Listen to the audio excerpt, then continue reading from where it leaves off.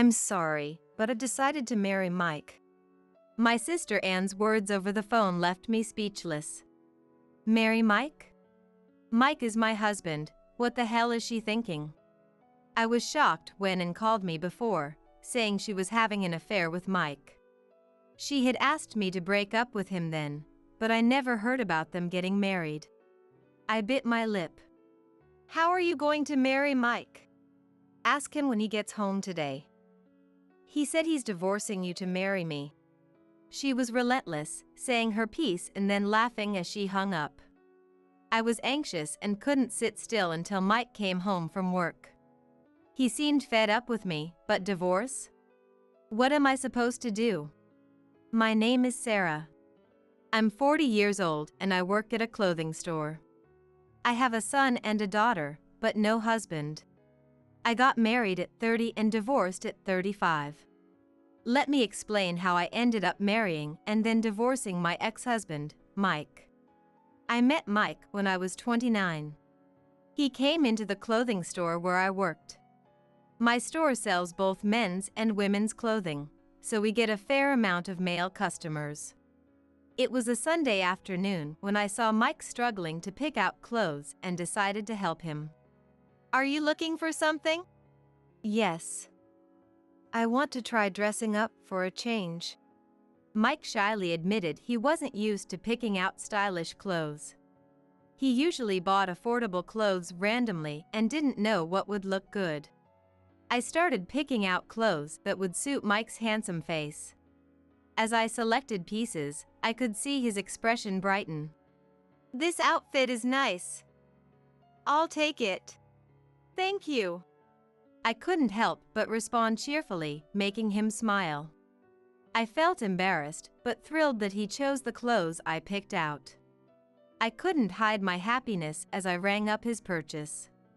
After that, he came to my store frequently. As a regular customer, our conversations became lively, and we talked about our hobbies beyond clothes. One day, he handed me a note. When I got home, I saw it was his contact number. I thought long and hard about the store employee-customer relationship before calling him. Hello? Mike? I spoke nervously, and I heard his familiar voice on the other end. Yes. I'm glad you called. I was half giving up hope.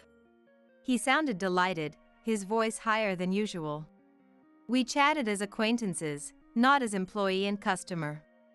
I learned he was 3 years older than me and worked as a salesperson at a well-known brokerage firm. He graduated from a top university, the epitome of an elite career. I wasn't attracted to his status, but as a woman, I was thrilled to meet a serious man like him and exchange contact information. It might sound exaggerated, but I truly felt this was the happiest moment of my life. Would you like to go on a date sometime? I'd love to. Mike asked me out, and I readily agreed. After a few dates, he confessed his feelings, and we started dating. We clicked from the beginning, sharing the same pace in conversation and similar interests. A year passed, and our relationship continued strong. There was never any doubt about our love for each other, and we decided to get married. I had just turned 30, and it felt like the perfect milestone to get married. Mike was also at an ideal age for marriage, so our parents quickly approved of our union. Thus, we decided to marry after 1 year of dating. Once married, I promptly shared the news with everyone around me. Everyone was happy for us, but I remember feeling embarrassed when my colleagues teased me about meeting him at my store. I was too happy to care much. With the family meetings behind us, we moved into the rental apartment we had leased together and began our married life. In the beginning, our married life was smooth. Mike often came home late because of his job, so I handled most of the household chores. The only thing he did was take out the trash, but my job was mostly shift-based, so I often finished work on time. It felt wrong to ask Mike, who worked 2 to 3 hours of overtime daily, to help more with the chores. I'm sorry for making you do all the housework, Sarah. It can't be helped. Besides, I like taking care of the house. At first, he seemed to feel guilty about not being able to participate in the chores. It was enough that he felt sorry.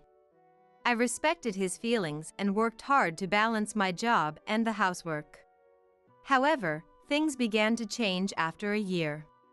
I got promoted from a regular employee to a store manager.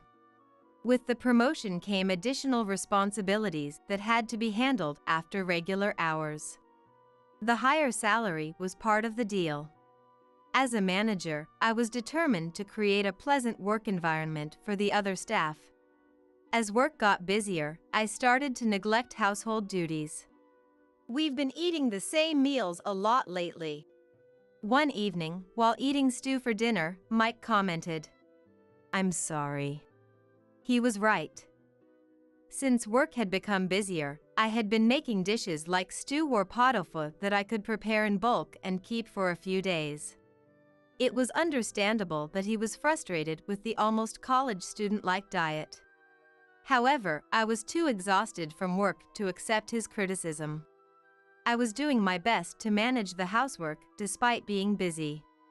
If he had complaints about my cooking, he could cook for himself. I almost retorted but ended up just apologizing. From that day, Mike's attitude began to change gradually, which was foreseeable. The next day, when I served the same stew, he visibly grimaced. I felt bad, knowing it was the same as the previous day, but there was still stew left. Even if I told him that I hated eating the same meals every day too, he glanced at me as if to say, "So what?" I felt an urge to run away from the situation. We both worked hard every day. But since becoming a manager, I couldn't shake the sense of inequality between us. Our relationship began to deteriorate after just a year of marriage, but in that first year, I became pregnant with Mike's child. When I told him about the pregnancy, he responded with, "Oh, I see." He didn't seem very happy. Though I was puzzled, I convinced myself he just hadn't yet felt the reality of becoming a father. About 8 months later, I gave birth to a healthy baby boy. We named our son Sam. I took time off work to focus on caring for Sam and managing the house. Before taking maternity leave, I had assumed that work was more challenging than childcare, but reality proved otherwise. Every night was spent waking up every 1 or 2 hours for feedings. I struggled with diaper changes and preparing formula. Sam would cry endlessly for reasons I couldn't understand. I had almost no personal time and was left alone to manage the unfamiliar tasks of childcare while he remained indifferent. Even when I was overwhelmed by the challenges of my first-time parenting, he never offered to help. He acted as if it had nothing to do with him, completely ignoring my struggles. When he came home from work, he exaggerated his fatigue and quickly retreated to the bedroom. Even if he couldn't participate in the childcare, I wished he would at least acknowledge my efforts. I wondered if I was being selfish for feeling this way. However, he was responsible with finances, contributing to our child's future by getting a college savings plan and covering medical checkup expenses. When I wanted to go to the salon, he even hired a helper to give me some free time. While he didn't engage directly in childcare, he wasn't entirely uncooperative. I always questioned his inconsistent behavior. 2 years into my lonely journey of childcare, I gave birth to our second child, a baby girl named Karen. This time around, I managed the challenges more calmly than with my first child. However, taking care of 2 young children alone still required immense patience, especially since our eldest was only 2 years old. By this time, our conversations had dwindled. Mike started working even longer hours, often coming home after I was already asleep. Our lives were completely out of sync. I couldn't help but feel lonely, despite accepting it as the way things were. Yet, I was still happy back then. unaware of what he was really doing after work. Our son, Sam, turned 4, and Karen was now 2. I had returned to work when I was 35, putting both children in a daycare center. Though I was no longer a manager, I accepted my role as a regular employee, as managing a store while raising 2 small children seemed impossible. Therefore, I tried to think that I was fully satisfied with my position as an ordinary employee at work. Then, everything changed that summer. One evening, after picking up the kids from daycare and starting dinner, my rarely used smartphone rang. Seeing Anne's name on the screen surprised me. And, my older sister by 3 years, was a busy stage actress and seldom called. We were never close. And was beautiful, popular with both men and women, while I was plain and reserved. Our parents and friends often compared us, and I was jealous of how everyone adored Anne. Naturally, I never tried to get closer to her. Even as adults, I believed we lived in different worlds. So, her call was shocking. What could she want now? Thinking it might be a mistake, I answered anyway, out of sisterly duty. Hello? Finally, you picked up, Sarah. Anne's high-pitched voice wasn't one I wanted to hear for long. What's up? I could hear her take a deep breath on the other end. Well, I'm dating your husband, Mike. So, I'd like you to leave him. What? The sudden revelation made me almost drop the knife I was holding. Didn't you hear me? I said, leave him. What do you mean? And casually admitted to the affair and asked me to leave my husband. I was too shocked to respond, frozen in place. Fortunately, the kids were asleep after returning from daycare, sparing them from seeing my distressed face. It's exactly what it sounds like. I've been seeing Mike for a long time. A long time? Since when? Well, since before your son was born, so about 4 years. I felt dizzy at the length of time. Sam was born about a year after we got married. How could Mike, who used to be so serious, have started an affair with and at such a time? Mike said he started noticing me during the family meeting. At first, he tried to ignore it because I was his fiance's sister. But then we ran into each other in town. I asked him if he wanted to grab a coffee, and he immediately agreed. After that, it was really easy. He fell for my charms. We went on a few dates after work and then started seeing each other. I felt nauseous hearing Anne's truth. I couldn't believe that serious him had so easily had an affair with someone like Anne. But thinking back to how he barely talked to me at home, and wasn't very involved in housework or childcare, things started to make sense. A surge of anger rose up against her. She was definitely the one to blame. She had seduced my husband and made him fall for her.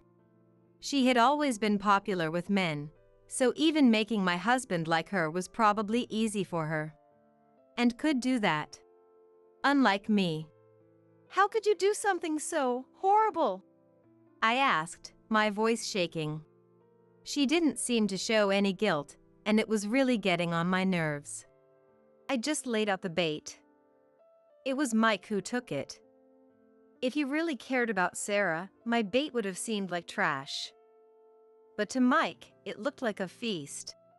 She laughed crudely, making me want to punish her right then and there. But since we were only connected by phone, I had no way to confront her physically, only with words. And was much more eloquent than me. So, hurry up and leave him. Clinging to him is pointless. Mike is completely in love with me. And hung up before I could say anything to stop her, leaving behind her cruel words. I was shaken all day. I had never once considered that Mike might be cheating. And with and, of all people. That night, I confronted Mike when he got home late. Mike, is it true you're having an affair with Anne? It took a lot of courage to ask. Mike visibly flinched at the unexpected question. How did you find out? Instead of denying it, he confirmed it. I stared at him in disbelief. And called today. She said she's having an affair with you and wants me to leave you. Mike remained silent, unable to say anything, as if he had no words left. I had hoped he would deny it or at least get upset. Mike and Ann really were having an affair. The fact was crushing me. From then on, every day was chillingly cold at home. Only the children, unaware of anything, continued to play happily as usual. Mike barely interacted with the kids, so I vowed to stay strong and act normally around them. A month after our marriage started falling apart, and called me again. Hello? What do you want this time? Sarah, don't be so harsh. Have you thought about what we discussed last time? Anne's high-pitched voice sounds like she's done nothing wrong. What do you mean, last time? You know, I asked you to break up with Mike. I can't help but get angry at her words. How long is she going to keep treating me like an idiot? I was about to snap back when she made a shocking statement. Sorry, but I decided to marry Mike. I was speechless at her words over the phone. Marry Mike? Mike is my husband. What the hell is she thinking? I was surprised when Ann called me before, saying she was having an affair with Mike. She had asked me to break up with him then too, but I hadn't heard anything about them getting married. I bit my lip. How could you marry him? Ask him when he gets home today. He said he wants to divorce you and marry me. And said this firmly, then laughed and hung up the phone. I was anxious and couldn't stay calm until Mike came home from work. Sure, he seemed fed up with me, but divorce? What should I do? That day, I couldn't focus on work at all and went home in a daze, putting the kids to bed. When Mike got home around midnight, I asked him what Ann had said. Are you planning to marry Ann? Honestly, I thought Mike wasn't serious about Ann. I thought he was just being tempted and played by her. But Mike, yes, nodded awkwardly. What? I felt the blood drain from my face. He really wants to marry her? I stared at him in disbelief. I was going to tell you today. Sarah, please, let's divorce. I want to marry Ann. With that, Mike took a divorce application form out of his work bag. His section was already filled out. Looking at the form, I felt like crying. Mike was never a man of many words. He hardly ever helped with housework or childcare. Even so, I thought he was working hard for our family. Mike's determination seemed unshakable. His expression indicated that he wouldn't be moved by anything I said. You're the worst.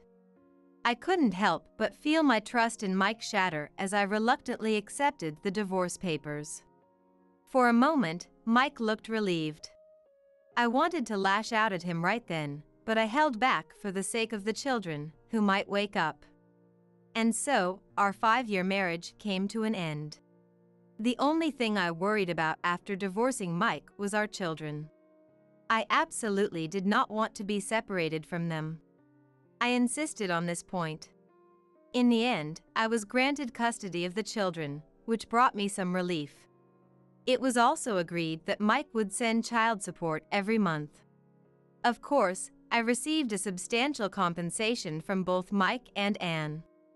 Despite this, the two of them remained unperturbed and went on to remarry. I had no idea where to direct my frustration. After that, life became really tough. Even though I received child support, I had to support the household entirely on my own. I realized how much Mike had financially supported us until now. I worked part-time at a clothing store and did as much freelance work as I could at home. Even then, it was all I could do to make ends meet, and there was no way I could take the children on vacations or do fun activities. I felt sorry for the children, But seeing their smiles when we played at the local park made me determined to work even harder for them. As I desperately worked, 5 years flew by. One Sunday afternoon, I received a call from an unknown number on my smartphone. Who could it be? I wondered as I answered the call, thinking it might be a wrong number or a sales call. Hello? Sarah? The faintly familiar voice made me search my memory for someone I knew. I realized it was Mary, Mike's mother, who I had not seen since my divorce from Mike 5 years ago. Mary! I asked cautiously, not wanting to embarrass myself if I was wrong. Yes, it's me. I'm sorry to call you out of the blue. She knew that Mike had cheated on me, leading to our divorce. So, she probably felt a sense of guilt towards me. She had always been a timid person, but now her voice sounded even more frail than usual. Is there something you need? Getting a call from Mary now made me feel uneasy. Yes. I'll be straightforward. My son, Mike, passed away from terminal cancer yesterday. What? I couldn't believe the words I was hearing. Mike passed away from terminal cancer? It was hard to believe. When he was living with me, he never seemed to have any health issues. I'm sorry to shock you. We are still struggling to accept it ourselves. He was only 43. It was liver cancer, and by the time it was discovered, it was already terminal. I felt a mix of emotions. Mike had betrayed me and married Anne. There was no room for forgiveness for that. Even though he was dead, it didn't change the fact that he had wronged me. Still, I couldn't help but feel shaken by the news of his death. He wrote a will, and he mentioned you in it. I know it's a lot to ask, but could you come see us? I'd like you to hear his final wishes. All right. I was surprised to hear that Mike had mentioned me in his will. We had barely communicated since our divorce. Why would he mention me now? Despite my apprehension, I decided to follow Mary's request. A week later, after Mike's funeral, his relatives gathered together. I left the children with my parents and headed to the place Mary had specified. It's been a while, Sarah. Seeing Anne, I didn't know how to respond, so I ignored her. And looked a little haggard, her once beautiful face now appearing exhausted and worn out.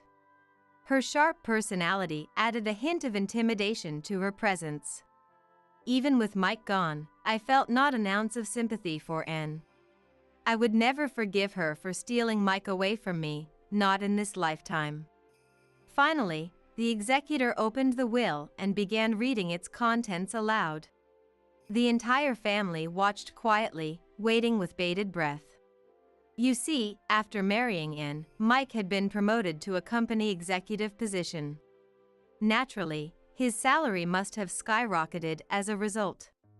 Furthermore, during our marriage, he had acquired numerous assets, including real estate properties. We divided them during the divorce, but there should still be a substantial amount remaining. I wasn't sure how much the relatives knew about this, but Anne was certainly aware of Mike's wealth. She even seemed to be eagerly anticipating how much of the assets would be left to her. The executor read through the will's contents in order. That's when we were hit with a shocking revelation. Incredibly, it stated that all the assets were to be given to me, while all the liabilities were to be transferred to Anne. Of course, considering the legal portion, the part about giving me everything meant that Anne, as his wife, would also receive a share. However, as a childless couple, Anne had expected to inherit the entire estate, so she became visibly agitated and furious. Wait a minute. What's the meaning of this? Why are the liabilities going to me? And why is Sarah, who's supposed to be divorced, receiving assets? Sarah, were you secretly involved with Mike? Anne screamed, her hair disheveled as she lunged forward, grabbing my collar. I don't know. I barely saw Mike after our divorce. I had forgotten about him until I was summoned here today. What? That can't be true. Then why are you being favored in the will? Honestly, I was just as perplexed. Why on earth would Mike leave me, a non-heir? A portion of his estate in his will? I was utterly confused by this unexpected turn of events. At that moment, Mary stepped forward, holding an envelope in her hand. The will was in the possession of the court-appointed executor, so this appeared to be something else entirely. And the answer to your question is written in this letter, Mary announced in a clear voice, and turned to face Mary, a look of surprise on her face. What do you mean? You see, this letter was written by Mike while he was in the hospital and handed to me before he passed. Unlike the will, it simply expresses Mike's thoughts and feelings. But the contents were so important that I decided to reveal this letter if anything happened. I'll read it now. Mary opened the letter Mike had allegedly written and began reading its contents. This is what it said. Ever since he started complaining about feeling unwell, and had inexplicably begun feeding him only heavily flavored foods. Dishes that were clearly high in salt, sugar, and syrup. Moreover, she started making a lot of fried foods, which she had never done before, claiming they were too much of a hassle to clean up afterward. When he pointed this out to her, I'm just in the mood for strong flavors, she would dismissively say. Finding it suspicious, one night he pretended to be asleep and overheard and talking on the phone with someone outside his room. The content of, his illness will worsen soon. Then I'll share some of the inheritance with you. The conversation was appalling. It became clear that and was trying to push him to his limits. That's why he decided not to leave her any assets. Instead, he wanted to bequeath them to Sarah. The truth was, during his marriage to Sarah, he was so busy with work that he hardly had time for family matters. I truly loved Sarah and the kids, but I was too awkward and couldn't do anything for them. Please forgive me. I'm ashamed of my weakness of heart that led me to cheat. I hope you can find happiness with the children from now on. The atmosphere in the room changed dramatically when Mary read Mike's letter aloud. Is it true that and drove Mike to the edge? Isn't that going a bit too far? The relatives glared at Anne. I was dumbfounded by the unexpected contents of the letter. But I couldn't help but be moved by the fact that Mike loved me and the children. Mike. I'm the one who should be sorry. I regretted not being there for Mike when he was having a hard time at work. Mary rubbed my back. I couldn't stop crying. What's with this letter? Saying I drove Mike to the edge? Ridiculous. This letter must be a fake. And insisted that she was not guilty. But Mary went up to Anne and said, It's not fake. This handwriting is definitely Mike's. You committed a crime and don't even reflect on it. You have no right to receive Mike's assets. Leave this place right now. She scolded Anne. With a terrifying expression on her face, I trembled as I listened beside her. What? It's useless to say anything to this family. Fine. I'm never coming back to this house again. Don't ever appear in front of me again either. I shouted on impulse. I'm tired of a life manipulated by Anne. I will firmly accept Mike's wishes and find happiness with the children. And left us, raving mad. Mary, thank you. I'm sorry I couldn't do anything for you when I heard Sarah and Mike were getting divorced. Please be happy with your grandchildren. I'm really glad Mary is such a good person. I took Mike's feelings to heart and went home. Since then, and has been saddled with a huge debt due to the negative assets Mike left her, and it seems Anne, who was a Broadway actress, stopped getting work after marrying Mike, perhaps due to aging. Having lost her job as a Broadway actress and had no choice but to depend on Mike financially. Still, Mike worked hard for his wife, but at first he probably never imagined that and was making meals that would make him sick in order to get his inheritance. Mike had become a company executive, and even without targeting an inheritance, he should have been able to live a relatively affluent life if he lived normally. Nevertheless, the fact that she was after his inheritance means that and had no love for Mike. From the beginning, she seduced him for his money and tried to get the inheritance by making me and Mike divorce. I was horrified by her ugly thoughts. But even her is now living a hellish life every day. Because the man and was cheating with and trying to steal the inheritance with was caught for another fraud scheme. Naturally, because Anne's existence was also revealed, she ended up being sent to the FBI. She also has the crime of trying to take Mike's life, so she probably won't be able to move from the FBI for a while. Even if she's sent to prison and gets out, what awaits her is repayment of the debts Mike saddled her with. I didn't feel the slightest bit sorry for Anne's bleak future ahead. I want her to reflect properly. And I sincerely hope she never makes the same mistake again. Meanwhile, with the assets passed on from Mike, the kids and I went on our first trip to Hawaii. Seeing them both looking so happy makes me feel blissful. During our marriage, he seemed awkward and at a loss with how to interact with the kids, but now I know he truly loved them. From now on, I want to spend happy days with the children while being grateful to Mike, who left me such precious treasures. Hey, where are you now? The wedding is about to start. I raised my voice to my husband Robert through the smartphone. Today is our beloved daughter, Rebecca's wedding day. Next to me stands Rebecca, clad in a pure white wedding dress. It's almost time for the guests to arrive, yet Robert, our son Daniel, my mother-in-law Samantha, and father-in-law Justin are not here. So, I had the phone on speaker, intending to ask Robert when he, along with Rebecca, would arrive at the venue. Just yesterday, a flight got canceled, and I managed to get a really cheap ticket to Florida. Robert's cheery words left me stunned. Does he have any idea how many hundreds of miles away Florida is? And the wedding is about to begin. It's Rebecca's wedding, no less. The in-laws have always prioritized the eldest son, indulging Daniel limitlessly while treating Rebecca somewhat dismissively.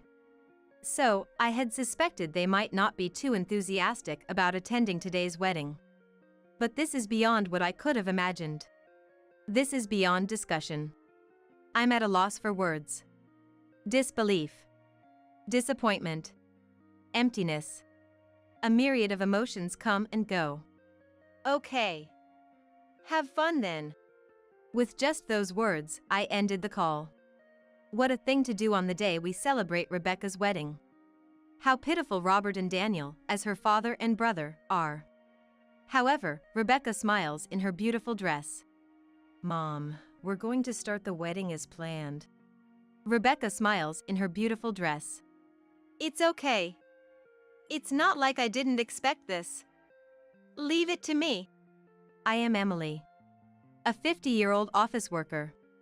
I live with my husband Robert of the same age, our 24-year-old son Daniel, and 23-year-old daughter Rebecca. Everyone in the family works and leads a busy life. My parents' house is about an hour's drive away, but Robert's parents live just a few minutes away on foot. When we got married, Robert argued that it would be easier to get help raising children if we lived closer to one set of parents, so we decided to buy a house here. In fact, Robert had initially proposed living together as if it were a given, but I opposed, and that's how we ended up with our current arrangement. I had no intention of quitting my job, and indeed, balancing work and home life would be challenging, but living with the in-laws would mean our family's own space wouldn't be secured. Frankly, the in-laws' place felt like Samantha's castle, a housewife's domain, and I knew living there would be fraught with difficulty. Justin and Samantha hold somewhat outdated views, believing that a woman should become a housewife upon marriage and that the eldest son is to be prioritized above all. So when I married Robert and chose not to quit my job, I frequently received snide remarks, and they repeatedly pressured me to give birth to a boy. I was relieved from the bottom of my heart that we didn't end up living together. About 6 months into our marriage, I found out I was pregnant, and when it was revealed that the baby was a boy, the joy of Justin, Samantha, and Robert was immense. Moreover, Samantha cheerfully offered, "Emily, you have work, right? Don't worry, I'll take care of the baby." Samantha cheerfully offered. Despite having made countless snide remarks about my continuing to work post-marriage, her attitude changed unbelievably. Indeed, after giving birth, Samantha visited our home nearly every day. Her persistent zeal in looking after Daniel, staying for long hours, meant I couldn't relax, barely slept, and lived in constant discomfort. Even when Samantha came over, she focused solely on Daniel, barely doing any housework, which left me, fresh postpartum, to handle everything. I often thought it would be easier to be alone with the baby from the start, but confronting Samantha directly to tell her she was a nuisance was daunting, leaving me to continue my days in dissatisfaction. Because of this lifestyle, my breast milk dried up prematurely. Clearly, sleep deprivation and stress were to blame. At first, I was devastated. Breastfeeding was a happy time for me, an important moment of bonding with the baby without Samantha's interference. However, I decided to look on the bright side. After all, one of the worries about leaving the child is that they might not accept anything but breast milk. Before Daniel was born, it was already agreed that Samantha would look after him, and I thought it would be easier to go to work than having her come over every day. So, taking advantage of the situation, I returned to my job 2 months postpartum. As a working parent, I was grateful for the childcare. Looking for a daycare center is hard, and the fees are no joke. But here, just a stone's throw away, I could leave him for practically a thank you note. This was clearly a great arrangement. So, I gratefully entrusted Daniel to them, but gradually, I began to feel uneasy. Daniel would spend all day at my in-laws, only coming home to sleep. When I went to pick him up after work, "It's still fine, isn't it?" they wouldn't let him go, which was expected, and even on my days off, they'd come over and take Daniel away. "I'm watching him, Emily. You rest." Samantha's attachment to Daniel was obvious, as if she was trying to take him away from me. And it wasn't just my imagination, as I realized after giving birth to Rebecca, who is 1 year younger than Daniel. Once Rebecca was born and I went back to work, both children were left at my in-laws, but it was clear they were treated differently. Samantha was always with Daniel, barely paying any attention to Rebecca, who was just left lying in her crib. When I came to pick them up, she wouldn't let go of Daniel, but with Rebecca, "Why don't you take her home?" she'd say. Even if Rebecca cried, she wouldn't try to soothe her, prioritizing Daniel's play with toys instead. This disparity couldn't just be because Daniel could talk or because Rebecca was still an infant. My in-laws and Robert spoiled Daniel, calling him the precious heir endlessly. As for my daughter Rebecca, they're practically indifferent, treating her like heir, and when they do talk to her, it's only to tell her to follow Daniel's lead.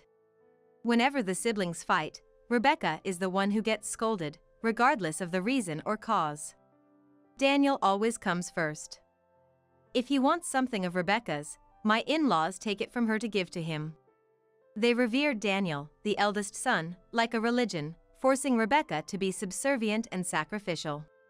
This has been the case since they were young and hasn't changed as they've grown. Of course, I thought this way of raising them was wrong, so I've repeatedly tried to discuss it with Robert. I wanted them to treat both children equally, and to convey that to my in-laws. But Robert wouldn't listen. Instead, he'd say, "Daniel is the eldest son, so it's only natural." Being an only child and the eldest son himself, Robert was raised to believe he was king, thinking such treatment is normal.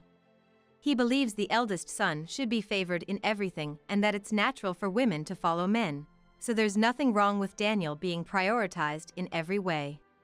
No matter how much I explained, he couldn't understand, and I was shocked by his insistence and the lack of doubt in his beliefs. I thought Robert was confident and reliable, someone who valued his parents, which is why I decided to marry him. But it turned out that his confidence wasn't backed by effort but by unfounded pride, making him just a mama's boy. I regret not realizing this immaturity in myself before getting married. Knowing this couldn't continue, I tried to separate Daniel and Rebecca from my in-laws. I told them it was fine because the childcare center could look after them until I finished work, and I actually enrolled them. But because Samantha wanted to pick them up, Robert contacted the childcare center without my knowledge, allowing Samantha to take the children home while I was at work. Moreover, she tried to take only Daniel back, leaving Rebecca at the childcare center, causing trouble with the center and leading to us being asked to refrain from using their services, saying, "If you have someone else to take care of them, please don't use the childcare center." The same happened with the after-school care at the elementary school. Ultimately, we couldn't use it because Samantha insisted on taking care of Daniel. However, I had hoped that as they got older, they'd be able to stay home alone and wouldn't need to go to my in-laws anymore. My in-laws kept spoiling Daniel to keep him close. They would lure him with sweet words and things he wanted, making me and Rebecca out to be the bad guys, instilling in Daniel that his allies were my in-laws and Robert. Growing up in such an environment, Daniel was heavily influenced by my in-laws and Robert. He would demand anything he wanted from them, and they would comply, while increasingly looking down on me and Rebecca. His demands towards us were in a commanding tone. If his requests were not met, he would throw tantrums. If I refused Daniel's demands or scolded him, he would immediately seek help from Robert or my in-laws. Eventually, Daniel grew up without much job hunting effort and entered the same company as Robert, thanks to Robert's arrangement. Robert proudly said he had personally asked the president, but I was worried whether Daniel could fulfill his job responsibilities properly. In stark contrast, Rebecca thoroughly researched her industry, visited various companies, and eventually received an offer from a company where she could do the job she wanted. Interestingly, my in-laws only gave a brand-name suit and shoes to Daniel as a graduation gift. Nothing for Rebecca. Not even a congratulations. Having seen how hard Rebecca worked, I sincerely told her well done and congratulations, then we celebrated by eating something delicious, and bought her a commuting bag. I thought her efforts and their results deserved praise. By this point, Rebecca was used to the disparity from my in-laws and seemed not to care, but as a parent, it was still hard to accept that my children were being treated so differently. A few years after Rebecca became a working adult, it was decided she would marry her colleague, William. William seemed like a kind person who would cherish Rebecca, and her smile was serene when they looked at each other, assuring me they would build a happy family. The young couple had carefully planned their wedding, choosing a venue within their budget that met their desires. As their parent, I barely needed to be involved, only asking if there was anything I could help with. Interestingly, Robert, Daniel, and my in-laws seemed to have little interest in Rebecca's wedding. I don't know the details since Rebecca handled the invitations, but from her saying, "I've invited them," without further comments, I could guess it was the usual attitude. It's pitiful that they show so little interest in the wedding of a beloved daughter. Lately, I've been thinking I should have divorced sooner. Divorce is said to be difficult, and I couldn't bring myself to make a significant change, but their attitude is disrespectful to Rebecca and William. I'll support Rebecca as much as possible so she can start her new life happily. On the day of Rebecca's wedding, the venue was an exclusive one that limited to one couple per day. Although the ceremony was in the afternoon, the bride and groom had to prepare from the morning, so I was in charge of welcoming guests, making arrangements, and greeting friends who helped. As the mother of the bride, it was natural. I wanted to do at least this much since the two had prepared everything themselves so far. Although I arrived early to get ready, being able to understand the venue and see Rebecca in her beautiful dress first were perks I enjoyed. As I was busily yet joyfully preparing, Robert, Daniel, and my in-laws had not shown up, even when it was almost time to receive guests. They had no specific roles, so it was fine for them to arrive with the other guests, but as family, I had hoped at least Robert and Daniel would be on the welcoming side. Mom? Rebecca, dressed in her wedding gown, approached me in the dressing room area. Have Dad and the others arrived? They haven't. Should I call them? I need to go and welcome the guests soon. It's frustrating that on a day like this, they can't even act like proper parents. I take out my smartphone and call Robert. I put it on speaker so Rebecca can hear as well. The phone rings. A sense of relief washes over me that the call goes through. Hello? Where are you right now? The ceremony is about to start. In Florida, why? What? What did he just say? Florida? Just yesterday, a flight got canceled, and I managed to get a really cheap ticket, so we're in Florida. Robert says cheerfully. Yesterday? Today is Rebecca's wedding. Today's Saturday, right? We're staying in Florida until Monday. We've taken the day off. Who's we there? My dad, Mom, and Daniel.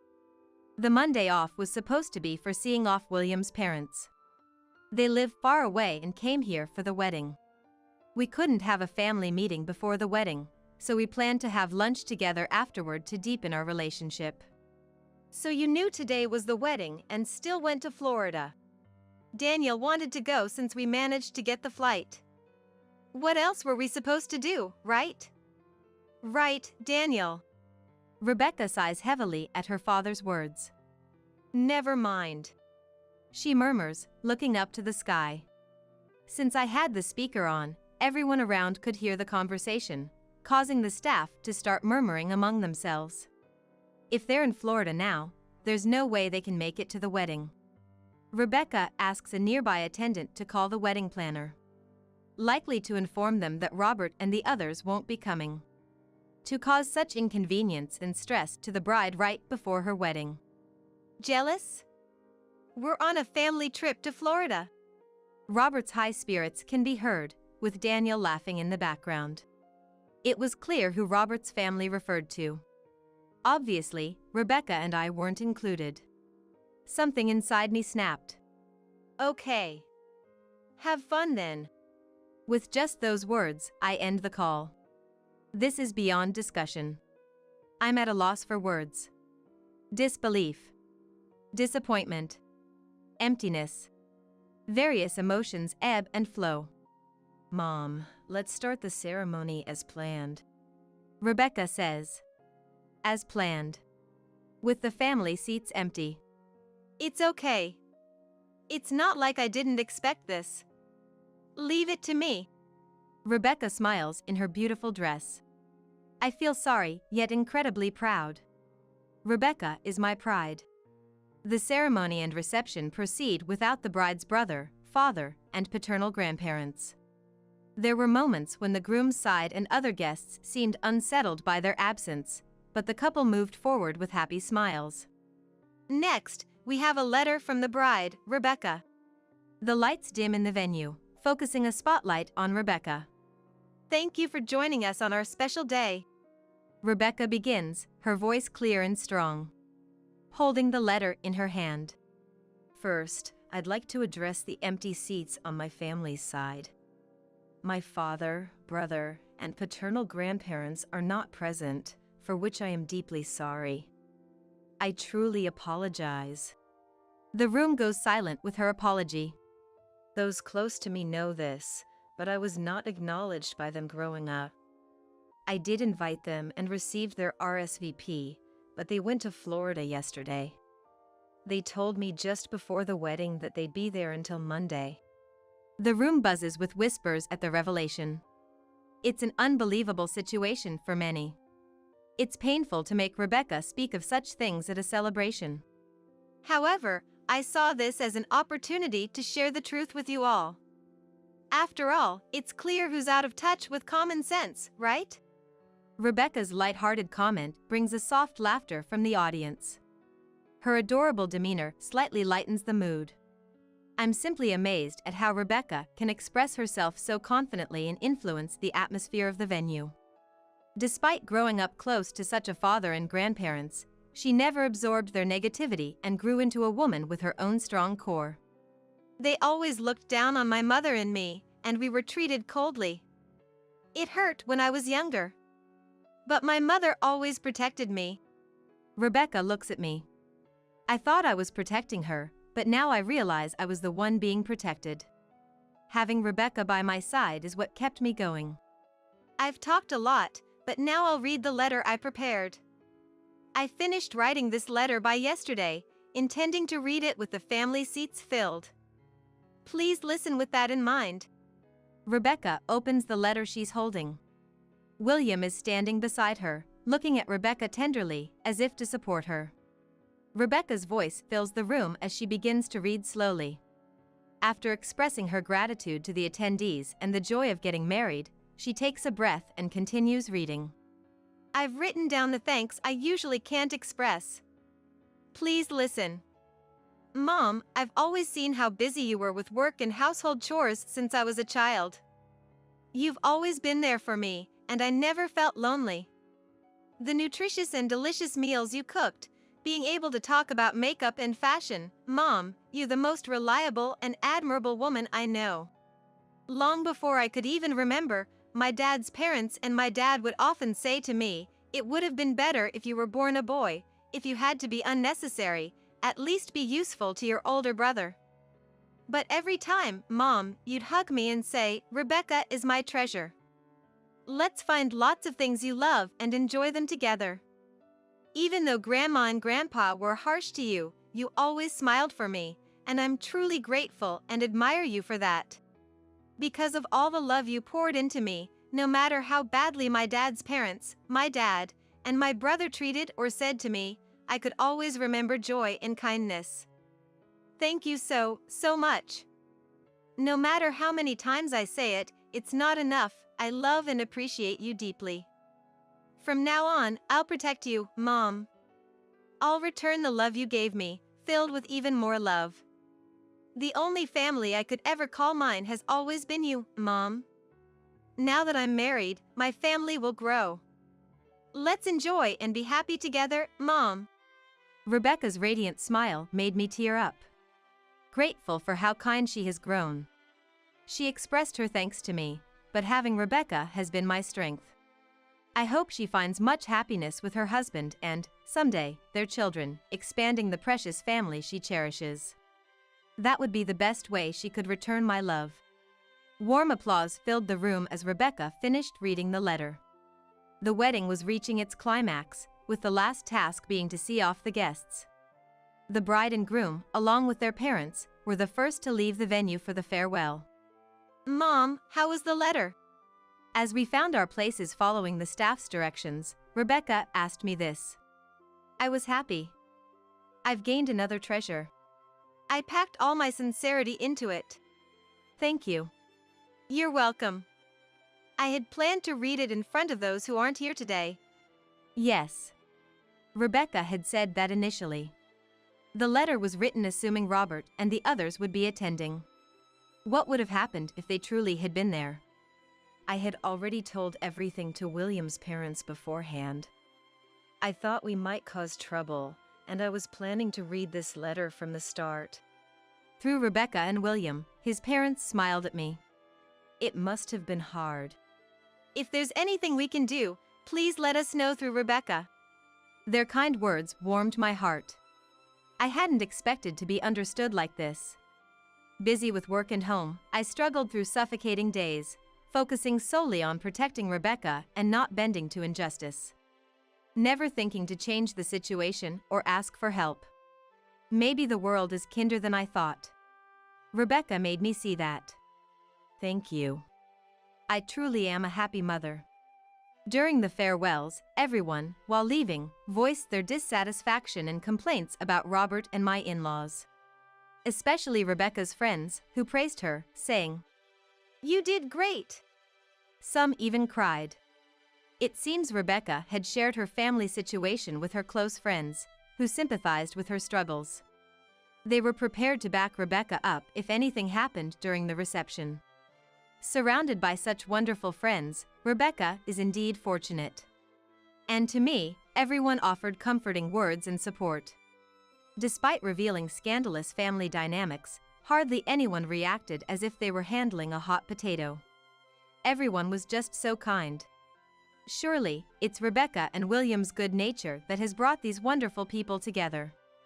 I'm proud of my Rebecca and thankful for William, a wonderful person.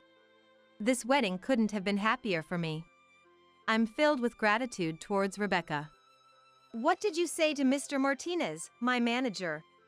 After seeing off Rebecca's in-laws on Monday and parting ways with Rebecca and her family, Robert called my smartphone. As soon as I answered, he blurted out that line. What are you talking about? Why are Daniel and I on house arrest? It seems Robert was angry, but this house arrest couldn't possibly be my fault, so I sighed, expecting another baseless accusation or venting.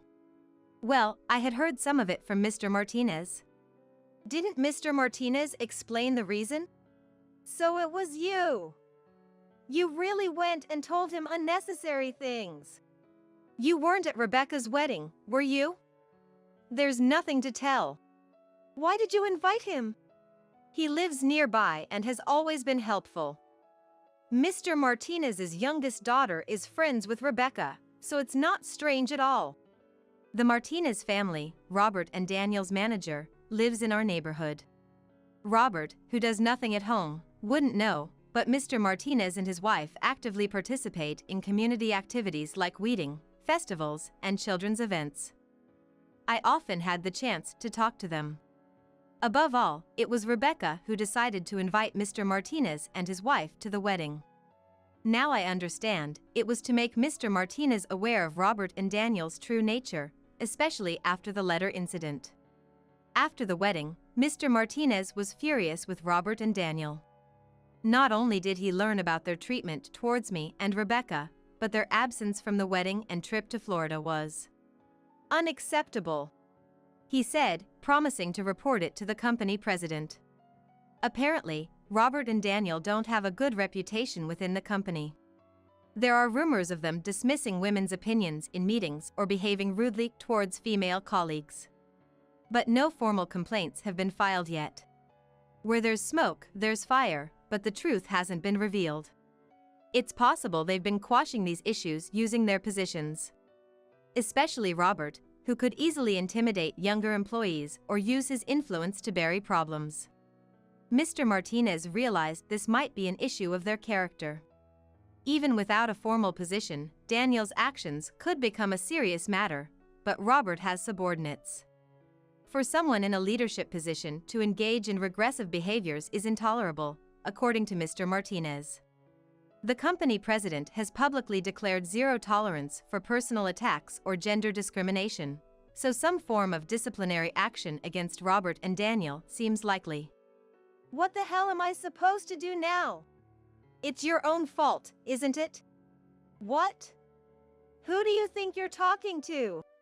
No one else but you. Where are you now, anyway? I just got off the plane. And now I'm getting calls from Mr. Martinez when I'm just about to head home. From Robert's words, I could tell they'd be home in about an hour. I felt relieved I had packed up and left. Rebecca is moving to her new place, and I'm going back to my parents' house. Back to your parents?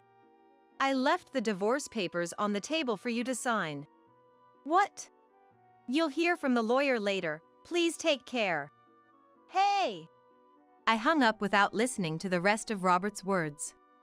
Rebecca took action, and we were able to expose the misdeeds of her father and my in-laws. I've decided I won't tolerate it any longer. I'm going to live freely and happily from now on.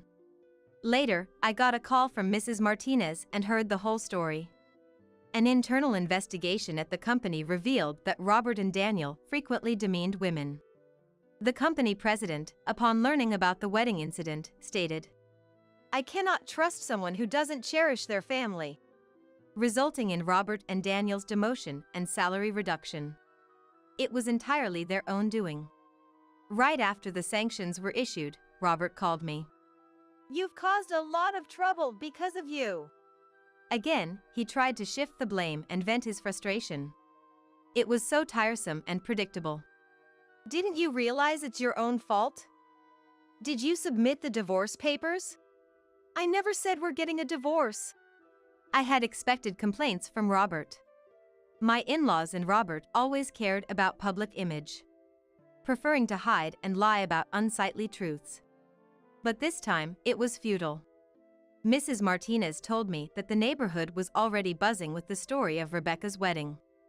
I'll ask the lawyer, and there's no option but divorce for us. You'll also be compensating. Compensation! Why? For the years of mental anguish. I don't have that kind of money. You're working, aren't you? We split the household expenses, with Robert covering the house-related costs and me the daily living expenses. I didn't know how much savings he had, but I assumed he earned enough. After all, we both worked. It turns out he had been squandering any available funds on things like a new car for Daniel, expensive suits, and trips with my in-laws. So, he didn't want a divorce, likely because he was counting on my income. That's ridiculous. Emily, reconsider the divorce, will you? Don't call me by my name, it's creepy. What? I'm definitely getting a divorce. And I'll take the compensation. Be prepared. With that, I ended the call. It took some time, but the divorce was finalized, and I got the compensation. Through the lawyer, we conveyed, if you don't agree to the divorce, we'll go to court. And quickly reached an agreement for an uncontested divorce. They probably wanted to avoid the social stigma of a drawn-out legal battle. Afterward, Robert and Daniel, feeling unwelcome at the company, eventually resigned. Robert, needing to cover living expenses and compensation, is now juggling part-time jobs. With limited earnings and needing to reduce expenses, he sold the house and moved in with his parents along with Daniel. Pampered and prideful, Daniel retreated from the humiliation and mockery from colleagues and friends, becoming a shut-in, not working at all. The downfall of their precious son and grandson shocked and bedridden my husband's parents. It was entirely their own fault. Meanwhile, Rebecca is expecting, soon to enter her final month of pregnancy. I'm already looking forward to the day my grandchild is born. The baby, a boy, won't be meeting or even knowing about Robert and the others, as Rebecca decided. It's an unavoidable decision. As for me, after initially staying with my parents, I've rented an apartment near my work for independent living. With newfound freedom, I've taken up gym membership and frequently host Rebecca and her husband. I'm leading a fulfilled life, finding joy in each day. My life still holds many more enjoyable moments ahead. As soon as Thomas saw me, he pleaded, Please! Take care of me! Why should I do that? I blurted out reflexively. Who does he think he is asking this? When I was hospitalized with a broken bone. It's a no from me. Ask someone else. And who was it who said that? It's your own responsibility. Be grateful you even got help. This is the end of me reaching out to Thomas. I am Elizabeth. 32 years old. Married 5 years ago, with my husband Thomas, our son Anthony, and our dog Max. We're a family of 3 and 1 pet. Thomas works at a major IT company and is very busy every day. Leaving home early in the morning and often not returning until the date changes isn't uncommon. He frequently works on weekends and takes business trips once a month. Thanks to that, Thomas rarely spends time with the family and has almost no memories of playing with Anthony. However, he has risen rapidly in his career, attaining a managerial position in his 30s. We were able to build my dream house because Thomas worked so hard. My parents are farmers in a rural area. That's why I always longed for a suburban house with a yard. Thanks to Thomas, Anthony and I live comfortably. I've come to terms with our limited family time. To outsiders, we might seem like a blessed family. However, due to my husband's frequent absence, I handle all the childcare and housework alone. It's basically single parenting. I wanted to work and send Anthony to daycare, but Thomas insisted on a preschool that also teaches. So Anthony goes to preschool and I ended up as a housewife. But I have a reassuring friend. My childhood friend Madison. We're the same age and from the same countryside. By coincidence, our kids attend the same preschool. Madison has been a single mother since her divorce last year. After dropping Anthony at preschool, having coffee at my place is my only break. We share our gripes about Thomas and the hardships of parenting. It's when I'm talking to Madison that I realize something. Unknowingly, I've been harboring dissatisfaction towards Thomas. People always say it's wrong to feel dissatisfied in my situation, and I thought so too. But maybe, I was just convincing myself not to be discontent. One day, while walking Max, he suddenly ran off. I chased after Max desperately. A car had stopped in front of me, and while Max managed to avoid it, I wasn't able to stop and ended up hitting the car. It was entirely my fault. Max looked at me worriedly from the sidewalk. I was relieved he was safe, but I couldn't stand up. I was taken to the hospital by ambulance, diagnosed with a bruised shoulder and fractures in my ankle and fibula, and admitted immediately. It seems I'll be hospitalized for about 3 months. I wondered what would happen with Anthony's care. And the house. The worries seemed endless. I called Thomas's mobile phone. I thought he would cooperate at a time like this, but he was continuously unavailable. As I grew anxious, Madison called me. It was to discuss costumes for the preschool play, but I cut the conversation short and asked her to take care of Anthony. Madison was initially surprised and concerned for me, but hearing that I sounded stronger than expected, she gladly agreed to look after Anthony. I was so grateful I almost cried. Next, I phoned Mom to briefly inform her of the accident and my weeks-long hospital stay. She said she'd come as soon as she finished her tasks. Until Mom arrives, Madison would be the only one to rely on. After hanging up with Mom, Thomas finally called. Sorry, I was too busy to answer the phone. I reported the accident to Thomas and asked him to bring some clothes and essentials. But his response was unbelievable. No way. Why should I do that? I have to get up early tomorrow, ask someone else. I had expected Thomas to be incredibly worried, but I was the one shocked. Not just because he refused to bring my things, but because he showed no concern at all. I had hoped for Thomas to worry about me and our family. Was I too naive to expect kind words from Thomas? The next day, Madison came to the hospital. She brought my change of clothes and other necessities from home. Madison has a key to my house. And I have one to hers. We always agreed to help each other out in emergencies. I brought extra towels. Let me know if you need anything else. Madison's thoughtfulness made me feel so grateful. After Thomas's behavior yesterday, her kindness was a relief. I couldn't help but tear up. Madison said with a laugh, "You're overreacting," lending me a handkerchief. Madison is the complete opposite of me, calm, good at reading the atmosphere, and empathetic. I've never seen her in a fight. She's nothing like me, who wants to get a qualification and work outside. Are you okay from the injury? Take better care of yourself. Madison's ever-gentle tone comforted me. Don't worry about Anthony. He stayed at my place last night and slept with my kids. Without me saying anything, Madison understands. Why is Thomas so indifferent to us? I get he's busy, but he doesn't even visit you in the hospital and hasn't seen Anthony, right? While Madison visited, I vented my frustrations about Thomas. Seeing me sighing and lamenting, Madison smiled kindly. Men are like that sometimes. He's probably under stress we don't know about at work. Maybe, but not showing his face or concern, that's going too far. Thomas works late, he's not just out having fun, right? That's true. We have a comfortable life and our own home because of Thomas. He does earn enough for us. I felt somewhat convinced by Madison's words. Let me know if you need anything. I can make time to come see you. Talking to Madison lightened my mood a bit. I'll have a proper talk with Thomas once I'm discharged from the hospital. Right now, I just wanted to see Anthony. Mom came from the countryside to help, and after 3 weeks, I was finally home. Mom dropped me off and left immediately due to responsibilities back home. My house felt so nostalgic after 3 weeks. Max greeted me. He barked at my crutches as if they were the enemy. I sat on the sofa and looked around. Nothing had changed.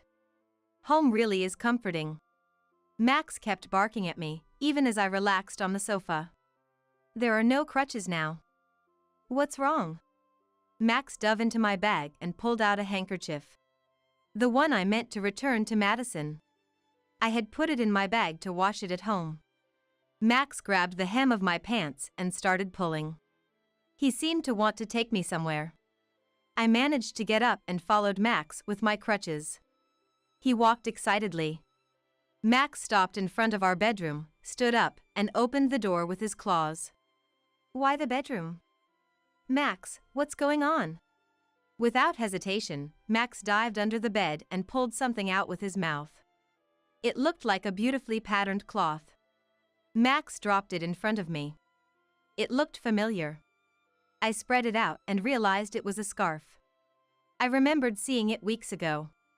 Yes, Madison wore it when she visited me in the hospital. But why is Madison's scarf here? I shuddered at an unpleasant thought. No, that can't be right.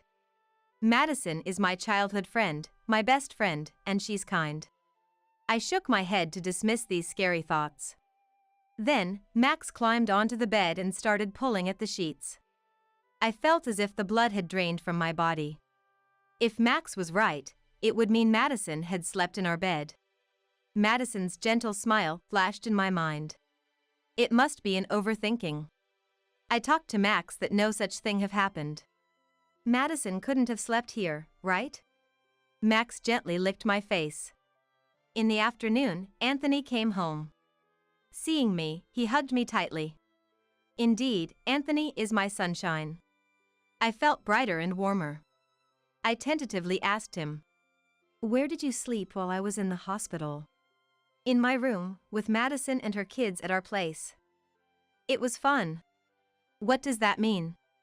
"I thought Anthony stayed at Madison's house." "Didn't Madison say so?" My suspicions only grew. Where did Madison sleep then? I bravely asked Anthony where Madison slept. "I don't know. But she and Dad were talking in the living room late, probably drinking too." "I don't know. But she and Dad were talking in the living room late, probably drinking too." I left Anthony and went back to the bedroom. Standing there alone. The thought was overwhelming. Thomas and Madison in this bed while my family and I were ignored. I couldn't believe it. Or rather, I didn't want to believe it.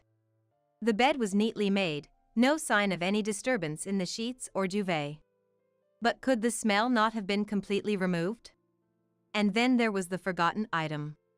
That Max had noticed it. Since discovering this suspicion, I couldn't sleep in that bed. I started sleeping with Anthony. He was happy, not suspecting anything. Thomas had become a repulsive presence. With so many thoughts swirling in my head, there were many days I couldn't sleep. Where did we go wrong as a couple? When my leg cast was removed, Thomas left the house in a strangely good mood. I had a bad feeling. While waiting for the preschool bus, Madison arrived. She was unusually stylish. Her makeup a bit more flamboyant. "Good morning. You look so stylish today. Got a date?" I asked casually, trying not to show my suspicions. Madison smiled unabashedly. "I've met someone I really like," she said. It was clear now. No proof, but Madison was doing something despicable. She liked the one person she shouldn't. I struggled to hide my trembling, angry hands. After parting with a happy Madison, I returned home, stunned. I couldn't let Thomas and Madison continue like this. It had to end. When I was able to move freely, I decided to visit my parents. That night, I told Thomas about going to my parents' house next week with Anthony and invited him. I won't go. Got work. You two go ahead. I knew Thomas wouldn't come. But his smile bothered me. He asked when I was leaving and returning. No interest in me, but he cared about when I'd be absent. I said I'd leave on Wednesday and return Sunday night. Got it. So you're returning Sunday night. Thomas pulled out his mobile phone and started entering something in his schedule. I could tell why he was so keen on confirming our return date. I didn't miss the smirk on Thomas's face as he fiddled with his phone. The 5 days at my parents' house were wonderful. Anthony was extremely interested in farming, spending every day in the fields with Dad, enjoying playing in the dirt. On our way home, I had fun. I want to come back, Anthony kept saying. Thinking about the confrontation awaiting at home, I felt heavy-hearted. After I returned from my parents', Thomas suddenly announced he was going on a week-long business trip. Previously, his trips were at most 2 nights long. A week seemed suspiciously long. Seeing my puzzled face. Got a lot of clients to visit. Might even land a big contract. Thomas started talking about work, something he usually doesn't do. It sounded like he was trying to cover up guilt. Yet, he was in a great mood while packing, humming tunes. It looked more like preparing for a vacation than a business trip. Thomas left early in the morning. Even unusually saying, "I'm off." And he left. I heard the engine sound outside. He wouldn't use the car for a business trip. Feeling something was off, I stepped outside and saw our car parked in the garage. Back inside, I casually looked at the shoe rack and noticed Thomas's hiking shoes were missing. You don't pair hiking shoes with a suit. Checking the closet, his outdoor jacket was gone too. What kind of business trip was this? But still, Thomas being away for a week was a fact. I was relieved not seeing him. By then, I had no romantic feelings left for Thomas. A few days later, while cleaning the house after dropping Anthony at preschool, I received a call from an unknown number on my mobile phone. I answered with caution. It was from a hospital near my parents' house, located in the mountains. Shocked by the call, I rushed to the hospital. After picking up Anthony from preschool, we hurried to my parents'. I explained briefly to Anthony in the car. Thomas had gotten lost while camping, slipped, and fell down a ravine. He was alive but suffered from multiple bruises and a severe open fracture in his leg. Luckily, he was rescued by local firefighters. It could have been life-threatening if not for the rescue. Initially, Anthony joked, "That's just like Mom." But when I told him about the severity, he became serious and worried. I left Anthony with my parents and headed to the hospital. Indeed, Thomas's business trip was a lie. I knew it, but still, I couldn't contain my anger. I felt too kind for bringing his clothes and other belongings. I also brought an important envelope with me. At the hospital, I learned Thomas was in intensive care. While waiting in the lobby, I heard painful screams. It seemed to be Thomas's voice. I was worried, but also thought it was divine punishment. After a while, a nurse guided me to the ICU. There, Thomas was crying and screaming in pain and fear. His neck was immobilized, and his body was wrapped in bandages. Anthony, seeing him, would probably exclaim, "He looks like a mummy," making a big fuss. He was in such a pitiful state. As soon as Thomas saw me, he pleaded, "Please, take care of me." "Why should I?" I blurted out reflexively. Who does he think he is to ask this? When I broke my bone and was hospitalized. It's a no from me. Ask someone else. And who was it who said that? Then, the curtain of the next bed opened. And I screamed. There was Madison. Indeed, they had gone camping together. Madison was injured too. Not just her arms and legs, but her face and head were wrapped in bandages. Her eyes were terribly bruised. She couldn't move freely. Thomas, with his face immobilized and in pain, hadn't noticed the curtain open. He vented his frustration and pain at me. "Do you even understand my pain?" Don't just stand there, start taking care of me. Thomas had fallen from a high place to the bottom of a valley. Of course, it would hurt. He was lucky to be alive. Like I could understand your pain. I snapped back at Thomas. My patience had reached its limit. Thomas lied about a business trip to go camping with Madison, got into an accident, caused trouble for everyone. And now he's making a scene about being cared for. It's your own responsibility. Be grateful you even got help. I was done extending my hand to Thomas. Our marital relationship was already over. Today, here it all ends. Madison is here too, so it's perfect. Time to settle things. I decided to corner Thomas. I didn't care about his pain anymore. Justice was on my side. Do they call camping a business trip at your company? Or were there clients at the campsite? I didn't relent. I kept pressing Thomas. Do you need to go to remote mountains for IT work and risk getting lost? Thomas glared at me through tears, enduring the pain.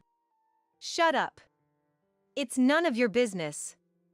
You went back to your parents' house, didn't you? Don't lecture me. What an audacious claim. I had honestly said I was going to my parents. But Thomas had lied. I didn't lie. Did you have a reason to lie? Thomas just glared. Unable to retort. I turned my back on the silent Thomas and looked down at Madison. Did you follow Thomas and fall too? Madison, grimacing in pain, spoke. Yes, I was trying to help Thomas and we both slipped and fell. So, your fun camping trip turned into a disaster. I snorted. It's not what you think, Elizabeth. It's a misunderstanding. Madison retorted in a small, pained voice. What misunderstanding? It all seemed to be the truth. I insisted on going camping with Thomas.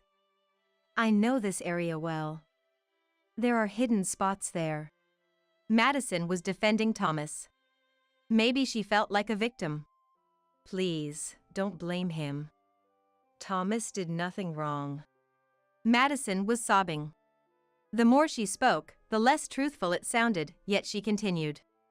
I didn't mean to hurt you, and I never expected it to turn into this. I'm really sorry. Madison seemed intoxicated by her own tears. Her words felt insincere. I should be the one crying. Thomas, noticing Madison's voice, interrupted our conversation. I just accompanied Madison for her hobby. I couldn't refuse your best friend's invitation. Thomas seemed determined not to admit any infidelity. So, the business trip was a lie, then? Thomas began to get flustered. Victim-playing Madison continued to defend Thomas. Both of you, stop it. This disgraceful affair will only bring more trouble if it continues. It seemed I would be the one to bring retribution upon Thomas and Madison. I was done with Madison's melodramatic charade. I took out an envelope from my bag, which I had brought from home. I spread out the photos from the envelope over Thomas and Madison's bed. Thomas and Madison were speechless. Their eyes wide. The photos showed Thomas and Madison entering a hotel arm in arm, and entering my house, hands intertwined. I had hired a detective when Max found Madison's scarf in our bed. They had been meeting not only during my visit to my parents, but also at other times. Thomas turned red with anger. How dare you do this? Spying and sneaking around. We just had dinner together while you were hospitalized. I almost laughed at Thomas's transparent overreaction. Meanwhile, Madison was still in tears. She covered her face with her hands, but I could see her peeking through the gaps. Maybe Madison was even worse. Thomas's tirade continued. This is fake. You must have fabricated it. He weakly swatted the photos away. You won't admit it, huh? I didn't want to use this, but... I sighed and pulled out an IC recorder from my bag. I placed this under the bed in our bedroom. Thomas and Madison swallowed hard. Sweat trickled down from the gaps in Thomas's bandages. I took my time looking at both of them, then pressed the play button. Don't tease me. I can't wait any longer. I pressed stop and turned to Madison. Do you want to hear the rest? Madison, losing her expression, shook her head side to side. It seemed she was beyond pretending to cry. There's plenty more. You spoke quite ill of me. Stop it. I'm sorry, just stop. My husband muttered softly. I asked Madison how long they had been involved. I was jealous of you. I failed at marriage, yet you lived in such a nice house, living luxuriously. And you were always complaining about Thomas. So, I thought I'd take him for myself. It all started from Madison's jealousy. She envied others. If I had Thomas, I could have a life like that too. What's wrong with that? Madison was defiant. Playing the victim. While listening to us, Thomas tried to snatch the IC recorder from me. Careful! Moving suddenly caused him intense pain. He lost his balance and fell from the bed. Thomas didn't make a sound. It seemed like he had fainted. Madison, shocked, looked at Thomas. I pressed the nurse call button. Nurses arrived quickly, and I was ushered out of the ICU. Once in the hallway, I realized my legs were shaking. I had been strong in confrontation, but I was really scared. During Thomas's hospitalization, I started divorce proceedings.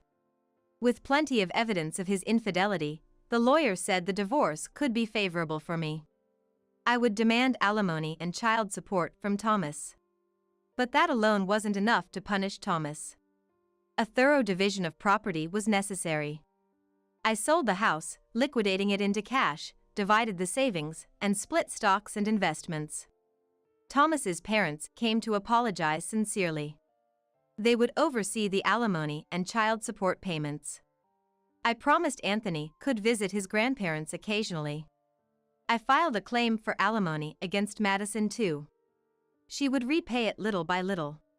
Madison suffered an after effect to one leg from the accident. She couldn't walk without a cane.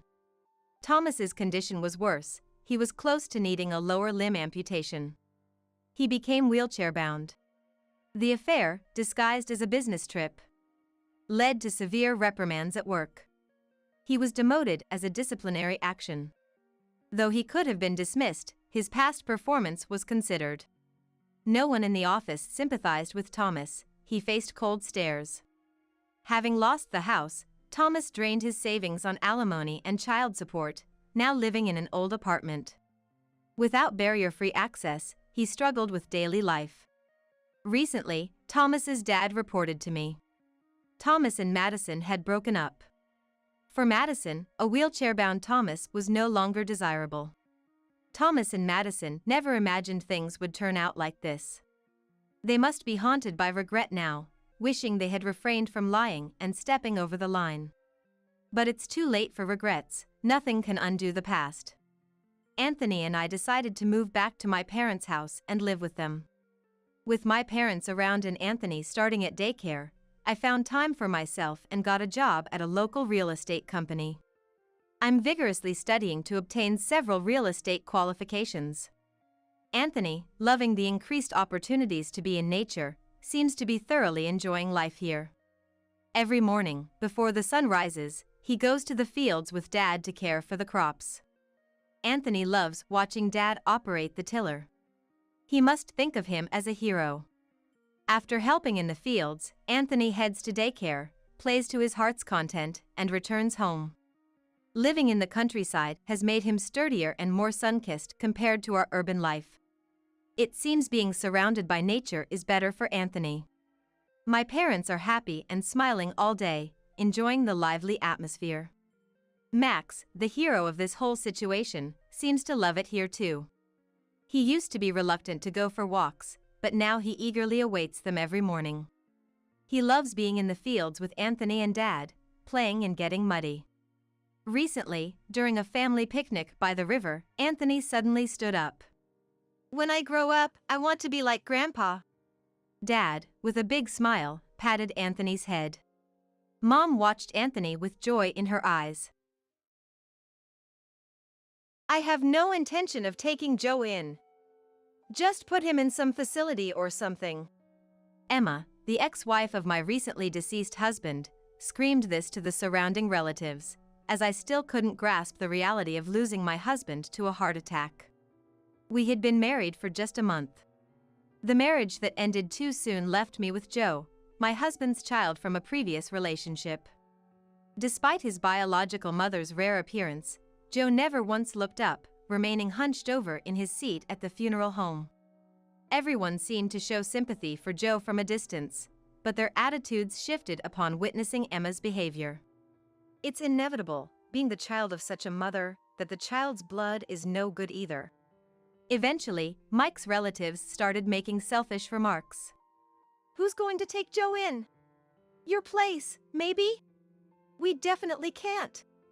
I slowly stood up and rushed to Joe's side, looking into his face. Are you okay? Want to go to another room? Hey, you don't need to care for me. I can just go to a facility or something. Feeling a tightness in my chest, before I could even think, I was hugging Joe. I could feel the cold stares of those around us. Then someone audibly remarked, which stirred my emotions. Raising a dead husband's child is insane. Stepping away from Joe, I clenched his hand and shouted at the relatives watching from a distance. No matter what anyone says, I will raise this child properly. My emphatic declaration was met with skepticism by everyone at the funeral home. Then, a petite man sitting in the funeral home chairs coughed softly before walking up to me and looked into my eyes. It was Tom, my dad, whom I hadn't seen in a long time. Are you saying you'll raise that child all by yourself? Yes. I will make Mike's child something to be proud of. Don't be ridiculous. Dad suddenly pulled Joe's arm towards him and stormed out of the funeral home. My name is Nancy. I lived with a man I met in college, thinking we would marry someday. On an ordinary day, not a special anniversary, he gave me something somewhat like a proposal. It wasn't particularly romantic, but I fondly remember the small, cute flower he gave me at that time. It was a small, star-shaped white flower that grew in a corner of a nearby parking lot. It was a star lily. I didn't rush into marriage immediately after the proposal, but after some time, I decided to go to the gynecologist alone. It was because when I told a friend I might marry my boyfriend, she had asked, "Aren't you going to get checked?" While I was sitting in the gynecologist's clean waiting room, I overheard a conversation. It was between a daughter in her 20s and her mother, discussing the daughter's upcoming marriage next month. I didn't intend to eavesdrop, but the mother spoke loudly, mentioning her daughter was there for a bridal check. Receiving my boyfriend's proposal, I came here with the same thought, feeling a bit scared and shaky.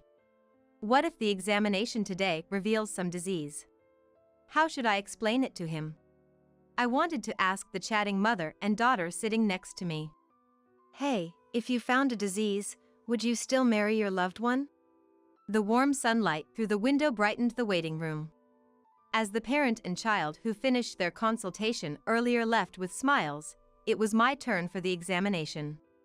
When I left the hospital after the examination, the previously sunny sky had turned overcast, looking like it might rain at any moment. Weeks later, the examination results revealed that my body has difficulty conceiving children. Eventually, I broke up with that boyfriend. I didn't explain the reason to him. Or should I say, I didn't want to. I didn't want his sympathy, nor had I ever really wanted children. Avoiding the gaze of children in passing families, I had to tell myself I didn't like kids, or else I felt like I would sink into despair. Years later, I met Mike, a man from a business deal, and I fell for him. Despite deciding never to fall in love again, I found myself drawn to Mike's lonely expression. I asked Mike out. Sitting by the window of a cafe near my workplace, we might have been trying to figure each other out. Then, as if making up his mind, Mike straightened up and began to speak. I'm actually divorced. I have a son and we live together. I see. That's okay with me. And besides, I have difficulty conceiving. What? So I want to raise your child as my own. At this point, I had never met Mike's son. But I was determined to cherish him if he was my own. Mike smiled sadly for a moment before whispering in a soft, thin voice, "Thank you." And that's how our relationship began. Emma, Mike's ex-wife, apparently abandoned her household and childcare duties and left the home. It's unclear if that was the direct cause, but Joe, their son, must have felt lonely. Despite being only 10 years old, he would hang out with older friends near the station late into the night. Mike's job kept him busy, often returning home late, leaving little time to connect with Joe. Soon after we started dating, I asked for an opportunity to meet Joe, and sincerely told him that I was seriously considering marriage with Mike. I then decided to visit their home daily, preparing meals and spending time with Joe. I cooked kid-friendly dishes like pizza, chicken nuggets, and pasta, making sure he ate plenty. Initially hesitant, Joe began to open up and show his genuine, childlike side. "Joe, do you like tonight's dinner?" "Yeah, it's delicious." I wanted to stop Joe from wandering out at night, so I would finish my work early and always come by in the evening to cook. That alone made Mike deeply grateful, and a year into our relationship, we decided to get married. Legally becoming Joe's parent filled me with happiness. We didn't report our marriage to my parents. Mike's parents had already passed away. It wasn't that I had a bad relationship with my parents or any special circumstances, I just hadn't seen them for many years. I was raised by my father after losing my mother at a young age. "I'd like to meet Grandpa someday," Joe said, so smiling, and to that, with little hesitation, I nodded. After getting married, I tried harder than ever to cook for Joe and do as much motherly things as possible. But I had no motherly role model.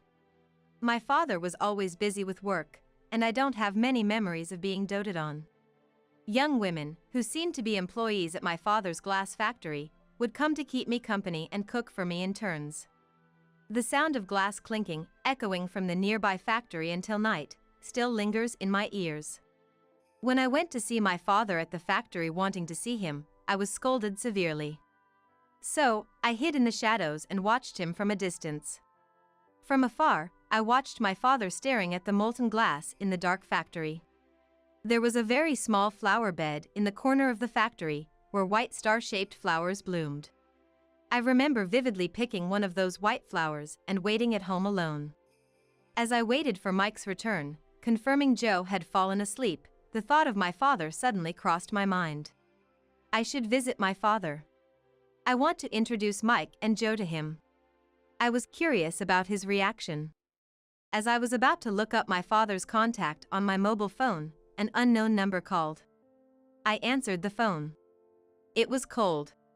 The voice of a woman I didn't know, the content, the air, everything felt cold.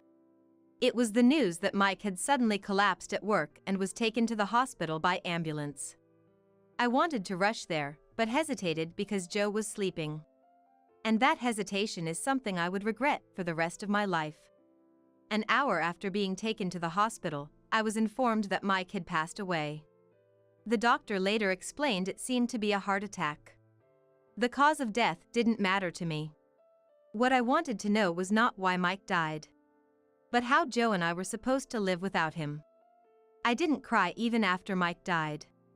It was too sudden, and it didn't feel real. Without much thought, I blandly discussed funeral arrangements with the funeral home the hospital referred, and the proceedings went on mechanically. Joe, like me, probably couldn't grasp the reality. Sitting in the funeral home chair with the same expression as always, I looked boredly at the floor. A flamboyantly dressed woman appeared, and Mike's relatives started to argue with her after she approached them. I couldn't hear the conversation clearly, but she was Emma, Mike's divorced ex-wife, seemingly pressing about an inheritance or the lack thereof. Desperately, the relatives explained. "There's nothing like that." Amidst this, it felt like someone had asked what would become of Joe. Emma yelling caused quite a scene at the funeral. "I have no intention of taking Joe in. Just put him in some facility or something. Can't you see he's the one who's hurt the most? Can you not speak so thoughtlessly? Oh, are you Mike's new wife?" I heard about you. He died shortly after getting remarried, right? What are you going to do in this situation? You have no connection to Joe at all. You can't possibly feel a bond after just 1 month of being a parent and child, can you? As I continued to glare silently, Emma shrugged and smirked. You seem young. You'd better make a choice you won't regret. With those parting words, she left the funeral home. Despite his real mother making an appearance for the first time in a while, Joe never once looked up. Everyone seemed to show sympathy for Joe, but their attitudes changed after witnessing the ex-wife's behavior. It's clear, being the child of such a mother, that child is beyond help too. Whispers began circulating that it's impossible to fight blood and how there's no obligation to raise a child not related by blood. Eventually, Mike's relatives started making selfish remarks. Who's going to take Joe in? Your place, maybe? We definitely can't. Are you okay? Want to go to another room? Hey, you don't need to care for me. I can just go to a facility or something. Feeling a tightness in my chest, before I could even think, I was hugging Joe. I could feel the cold stares from those around us. Someone said loud enough for me to hear. Raising a dead husband's child, are you out of your mind? That's when my emotions surged. Stepping away from Joe, I clenched his hand and shouted at the relatives watching from a distance. No matter what anyone says, I will raise this child properly. Calm down a bit. You have no obligation to do this. Honestly, it would be better for your future to just put him in a facility. Shut up. Even if I'm alone, I'll make sure to raise him right. My defiant declaration was met with skepticism by everyone at the funeral home. What would become of Joe's life if I also disappeared from his side now that Mike was gone? I won't let him be lonely like I was as a child. I refused to let that happen. Then, a petite man sitting in the funeral home chairs coughed softly before walking up to me and looked intently into my eyes. It was Tom, my dad, whom I hadn't seen in a long time. Are you saying you'll raise that child by yourself? Yes. I will make something of Mike's child. Don't joke. You have no idea how hard that's going to be. Dad suddenly pulled Joe's arm towards him and stormed out of the funeral home. Ignoring the other relatives' stunned reactions, we faced each other in the parking lot just outside. I followed and tried to pull Joe away from my father, but was pushed back with a strength that belied his small stature. Your name's Joe, right? I'm your grandfather. What? Yeah. How about it? You'd have to move, but would you come live with me? There's a factory near my house where I work.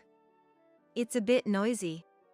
As Joe struggled to respond to the sudden invitation, Dad turned to me with a sad look and said, Nancy, come home. He suggested it would be sad and difficult for a child to be raised by just a woman, and that I should come back to my family home. After the funeral, the relatives stopped bothering me with unnecessary comments. It was as if they no longer wanted to be involved with Joe and I. I had been determined to raise Joe on my own, but it was just bravado. I was actually scared, anxious, and wanted to disappear. Joe hadn't cried since Mike passed away. And I hadn't yet felt the reality of his death, nor had I felt truly sad. But when Dad reached out to me with a look of concern, something inside me broke free, and I found myself crying in my dad's arms like a child. Are you okay? I felt Joe watching me as I continued to cry. After that, Joe and I vacated our apartment and left home. Dad came to pick us up, and we headed to my childhood home in his car. The scenery passing by the car window seemed melancholic, making me feel as if the memories I had with Mike were drifting further away. Upon returning home, a new life for Joe and I began. From his first day at the new school, something was off about Joe. I casually encouraged him, saying it's not easy to make friends right away, and sent him off to school as usual the next day. I started helping out at the glass factory my father ran. Inside the factory, a few male craftsmen were blowing glass to make dishes. My job was to inspect the finished glass products. picking up each item one by one and wiping it down with a cloth. I felt deeply moved, now as an adult doing the very work I was scolded for watching from a distance as a child because it was dangerous. Among the employees, there was a veteran lady who used to take care of me, and she happily remarked how the once little Nancy was all grown up. Though Dad no longer manufactures glass as an active craftsman, he was chatting with what seemed like a salesperson at a small desk near the workshop. I occasionally watched the glass blowing process from the corner of my eye while doing my job.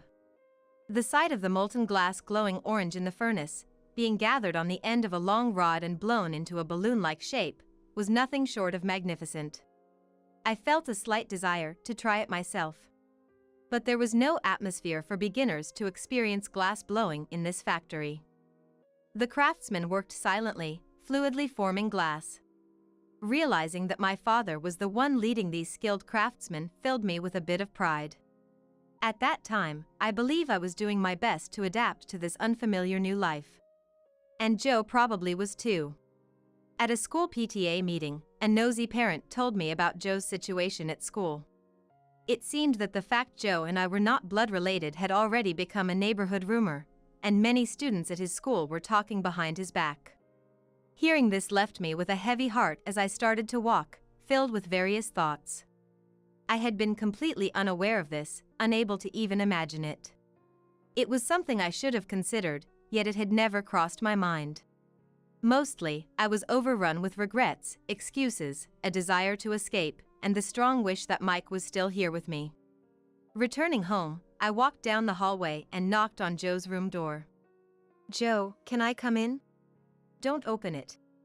Joe's somewhat hoarse voice came through. After taking a breath, I quietly said, "I'm sorry." "Joe, if you're okay with it, could you tell me about what's happening at school?" Joe didn't respond. I stood in front of the door for a while before eventually giving up and starting to prepare dinner. Day by day, conversations with Joe dwindled.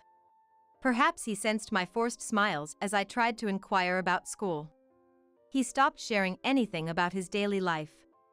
Eventually, Joe stopped going to school and began shutting himself in his room, living like a recluse. Though he was supposed to be at school in the mornings, it seemed he returned home after I left for work.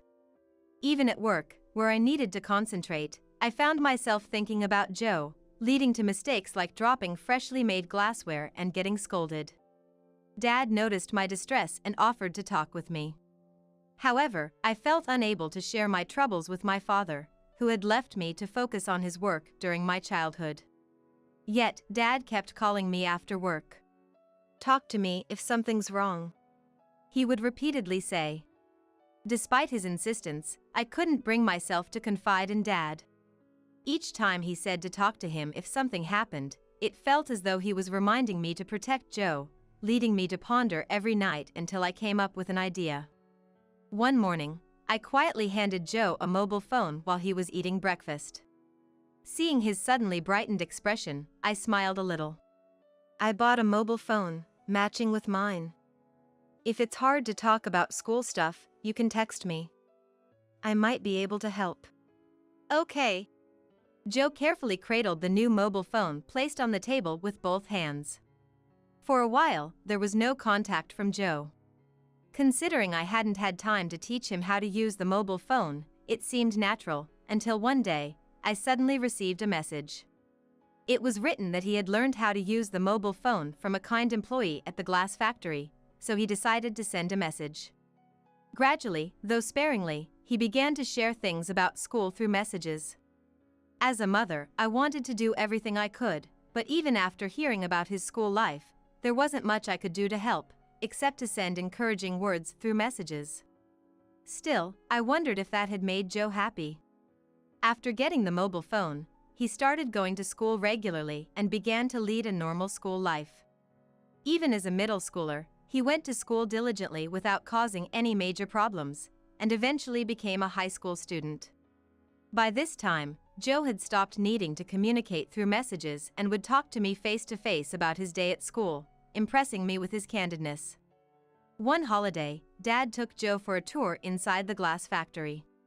It was near the high-temperature furnace used for forming glass, an area I had been constantly warned as a child to stay away from because it was dangerous. Watching Joe being carefully taught and experiencing making a basic glass cup filled me with immense joy. From that day on, Dad spent his weekends and days off teaching Joe how to make glass. Dad's glasswork was artistic. It gave a special sensation, almost as if holding the drink directly. Time passed and Joe was in his junior year in high school. He wasn't interested in going to college, nor was he enthusiastic about getting a job, struggling to decide on a career path.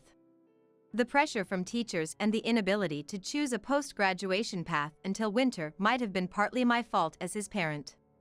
During weekends, while I was busy with paperwork in a corner of the factory, Joe and Dad would take breaks together, sitting and staring at the heated glass furnace. Does it make sense to do manual work in an era when most factories are transitioning to machines for glass production? Joe asked Dad out of curiosity, to which Dad responded with a thoughtful look, crossing his arms. During his adolescence, it's unclear how Joe viewed Dad as a craftsman, but Dad seemed to ponder deeply over Joe's words. People say our job is a dying industry. But we're still making a living out of it, which means there's value in it. There are people who appreciate the glass I make. Aren't you scared of going bankrupt? I'm terrified, to be honest. Bankruptcy is scary. I brought over cups of coffee to them, using the glass cups Joe had made as practice. Dad looked at Joe's glass and sipped his coffee, showing a hint of sadness. When machines started taking over the glass industry, I was young. Nancy was little, and I didn't have time to play with her. Every day was filled with fear and no room for relaxation. I was desperate not to lose my mind from all the work. I wonder if Mom was lonely too. Probably. I hardly took care of Nancy. The thought that she had only me, her only family, scared me to death. Dad looked around the factory. I lost my wife shortly after starting this company. But I didn't have the luxury to mourn. I needed money to raise Nancy. I had to keep the company going to support my employees. I was desperate not to make my beloved daughter sad. Dad. Pathetic, right? I was just a man who could only think of himself. Hesitantly, I reached out and touched Dad's hand. His hands were thin but large with long fingers. Hands that had crafted countless glasses. I knelt before Dad, eventually wrapping both hands around his. Something resonated within me, as if something was speaking to my heart. Thank you, Dad, for raising me. Didn't you listen? I didn't do anything. I was just desperately afraid of becoming hopeless. No, I knew you were. I knew Dad was working hard for me. I used to watch my father work hard from outside the factory, always finding ways to pass the time at the factory entrance. The handmade flower bed that changed with the seasons had been planted by someone. Then one day, when I was still young, one of my employees taught me who had been making these flower beds. I was told it was Dad who planted them. There was no way Dad could be interested in flowers. Surely, it was planted for me, thinking all girls like flowers. Now, no more flowers were planted there. When the star lilies that had sprouted from seeds carried by the wind bloomed around the factory, Joe graduated high school and started working at Dad's glass factory. Dad, who had been focusing more on paperwork, began working with glass again. The intricate glass works he created was purely magnificent, and both Joe and I respected him for it. As time passed, Joe married a woman introduced by Dad and built a duplex house, insisting we live together despite my initial refusal. Dad was also invited to live with us, but he refused. I can't sleep unless I'm near the workshop. Eventually, when my grandchild was born and Joe was busy with work, I took care of the baby. Walking with the baby, I pointed out Joe working in the factory. Look, there's Dad. I tilt my grandson's face slightly to look at Joe. Without saying a word, the baby suddenly pointed at a small star lily at our feet. The delicate star-shaped flowers scattered around the factory, and as I set the baby down, it happily played with the flowers. What are you doing? That's dangerous. Joe came out of the factory, scolding yet looking at his child with joy. I hope to protect this small life that lies beyond this smile forever. The shining moment of life, that's a wedding. It's the important day when you become the star. That's why you want to make it a memorable and wonderful event. Everyone would think so. Especially for a bride, it's something you absolutely want to succeed. But what if it gets ruined? What if the groom's family is the one who ruins it? Be grateful we're taking you as our daughter-in-law, says Ben, my father-in-law. We'll teach you proper manners. Be thankful, says Emma, my mother-in-law. My parents' word is law. Obey everything, says my husband. Could you tolerate such a thing? I'm Mary, 25 years old. I work as an office clerk at a small company. I met my boyfriend, Tom, through work. Today, we went to Tom's parents' house. We're getting married, so we came for a family meeting. Tom's parents, whom I'm meeting for the first time. Standing in front of their large house, I swallowed nervously. Don't be so tense. Relax, they're my parents, says Tom. Yeah. Do I look okay? Will they accept me? Don't worry, you'll be fine, Tom lightly says and reaches for the front door. Nervously, I enter the house. We're greeted by Tom's mom. A woman with her hair neatly tied back, giving off a calm aura. Nice to meet you. I'm Mary. First impressions are crucial, so I greet her energetically. Then, so you're Tom's. Emma says just that and retreats to the back. I'm taken aback when Tom urges me to come inside. I feel like my efforts are being undermined. In the living room, a man, presumably Tom's father, is already seated on the sofa. Hello, Dad, Tom says. Nice to meet you. I'm Mary. I greet him, thinking this must be Ben. Then, behind his glasses, sharp eyes pierce through me. So, you're Tom's girlfriend. Quite plain, but sit down anyway. Again, I'm taken aback by his words. What? Plain? Sure, I dressed modestly today, but to say it to my face. The atmosphere is unpleasant from the start. Is this normal when meeting a son's fiancé? Amidst the awkwardness, I sit on the sofa as prompted. Tom sits next to me. An uncomfortable silence follows. Ben crosses his arms and closes his eyes, while Tom casually plays with his phone. After a while, Emma comes in with coffee. Thank you, I say, but Emma just looks at me without a word. Extremely awkward. Why is it so awkward? Thinking that these will be my in-laws makes me a bit reluctant.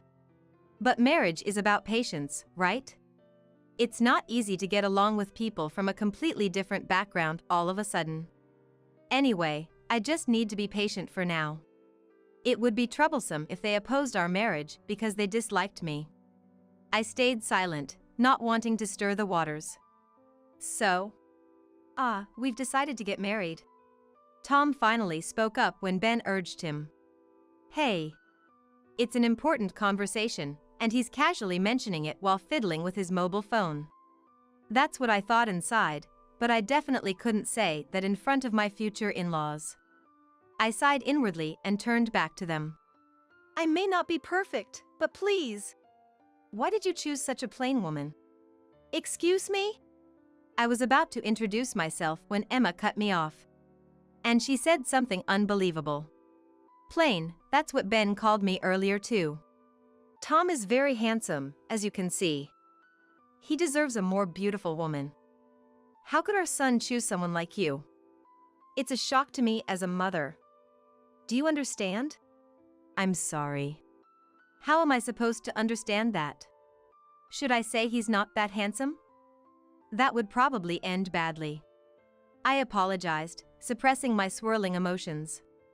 Feeling the injustice of why I even had to apologize. But Emma's onslaught didn't stop. First of all, Tom had better marriage proposals. the daughter of a prestigious patisserie, the young lady of a major IT company. All from beautiful families. And you've ruined all those opportunities. How will you take responsibility? Responsibility? If there really were such amazing proposals, I'm sorry.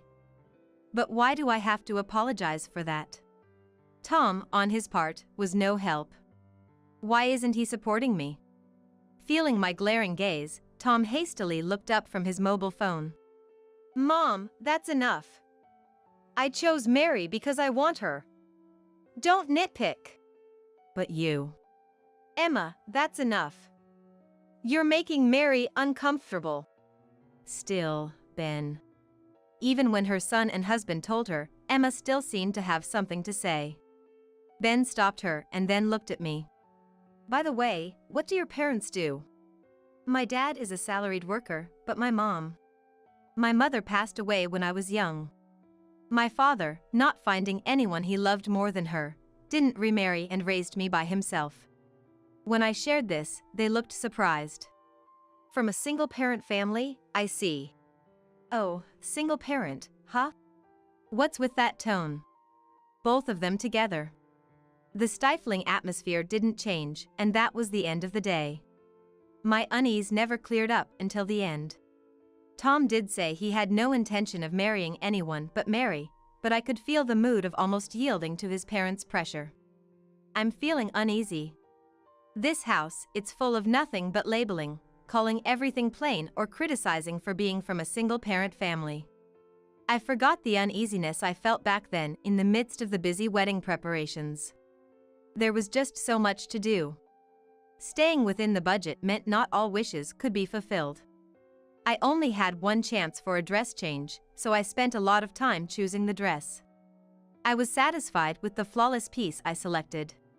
Negotiations with the venue, preparing the invitations, there were so many things to take care of. It was a hectic period at work too. Before I knew it, 3 months had passed, and the wedding day arrived. After the ceremony in the church chapel, I took a moment to breathe in the waiting room, and then my father came in. Congratulations, Mary. Thank you, Dad. His eyes were red. The walk down the aisle earlier in the church, my arm linked with his. He cried all the way until we reached Tom, the groom. Dad, you're crying too much. Can't help it. My little girl is getting married. I wish your mother in heaven could see this. I'm sure she's watching from above. Yes. It must have been tough for a father to raise a daughter alone. I had my rebellious moments during adolescence. There were things easier to consult with a mother, not so easy with a father. Our relationship strained, and at times, I rebelled fiercely. But now, as an adult, I understand. My father was always there, watching over me. Clumsy, but he truly loved me and took great care of me. Dad, thank you for everything. I'm going to be happy. He cried again. Oops. The moment I smiled, he was overcome with emotion and burst into tears. Then the reception started. The bride and groom's parents sat beside them. Next to me was naturally my father alone. He managed to stop crying, but his nose was still runny. I watched the ceremony proceed with a wry smile, thinking, can't be helped. But one thing was bothering me. My in-laws. Across from Tom, my in-laws were eating and drinking voraciously. In such situations, the bride and groom are the main characters and hardly get to eat anything. You have to listen attentively to speeches from bosses and friends, and you have to smile even at dull performances. Nervous and attentive, there's no time to eat. Even my father only occasionally sipped water and hardly ate. In contrast, my in-laws just kept eating. And drinking. We had arranged for quite expensive wine, but they drank it like water. It was as if they were trying to get their money's worth. With a strained face, I decided to enjoy the reception. But the incident happened right after that. It was during the candle service when we were about to express our gratitude to our parents. First, it was my turn. Me, Tom, and my father stood up. Just as I was about to read the letter I had prepared. What's this, a letter to the parents? To a single parent? What's there to say? He probably didn't even raise you properly. It's true, there's such a thing as the air freezing in a place. I felt the room freeze. Who made that remark just now? I looked around in surprise. It was Ben. Ben? As if to interrupt my astonished voice, Ben raised his tone even further. Seriously? Sending us a daughter with no manners? How do you plan to support us without a decent income? Excuse me? What is he talking about? Supporting them? I might understand if it's about Tom's support. But why does my income matter? Confused, I tilted my head, and Ben pointed at me and yelled. Listen. We're taking you as a daughter-in-law, so be grateful. If you have any gratitude, send us money every month. Excuse me? Shocked, I remained still, and then Emma spoke up. Really? Such a plain daughter, we didn't really want her. Even the dress she chose is plain, unbearably plain. Being from a single-parent family, you probably weren't raised properly. It's a good opportunity. You're becoming our daughter-in-law, so we'll teach you manners. Be thankful. Emma? Apparently, the two were completely drunk, their faces bright red. Perhaps this was their true feelings coming out. I couldn't believe my in-laws could think this way. I was just stunned. In a panic, I looked at Tom. Your parents are saying such things, but this must be a mistake, right? Support? Manners? They're just drunk, right? Verbal abuse towards his soon-to-be wife. I expected Tom to get angry, but my expectation was quickly betrayed. What? What are you talking about? My parents are saying it, so as their daughter-in-law, it's natural for you to obey, right? Excuse me? What's that supposed to mean? Don't worry, don't worry. If you follow Dad and Mom's instructions, nothing will go wrong. That's how someone outstanding like me was raised. Well, I did choose my marriage partner myself. Mary, you'll be fine. If you listen to my parents, everything will work out. Tom wasn't drunk. He hadn't drunk a drop. Yet, these words. What are you talking about? Support? Manners? That's ridiculous. The moment I vehemently objected. Tom's face, twisted in a way I'd never seen before, loomed in front of me. Anger filled his expression. What? You don't understand? My parents' word is absolute. As their daughter-in-law, you must obey everything. Don't you get it? This is why single parent. The moment I heard Tom's words, something inside me snapped. I felt cold. It was too much. I'd had enough. In an instant, my love for him vanished. I couldn't understand what I had ever seen in this man. I turned around, feeling completely detached. And my father, seeing my face, nodded subtly. Shall we go? He said. Yes, let's. My father and I stood up simultaneously and started walking towards the exit. Wait. Tom and his parents were stunned.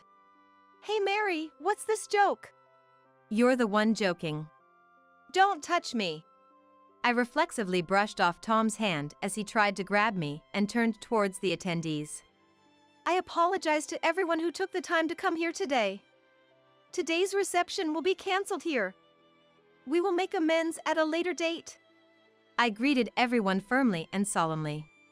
What are you doing, making decisions on your own? Tom was panicking. Shut up. How can I continue after being ridiculed to this extent? I had never directed my anger at Tom before. But this time, it had exceeded my limits of patience.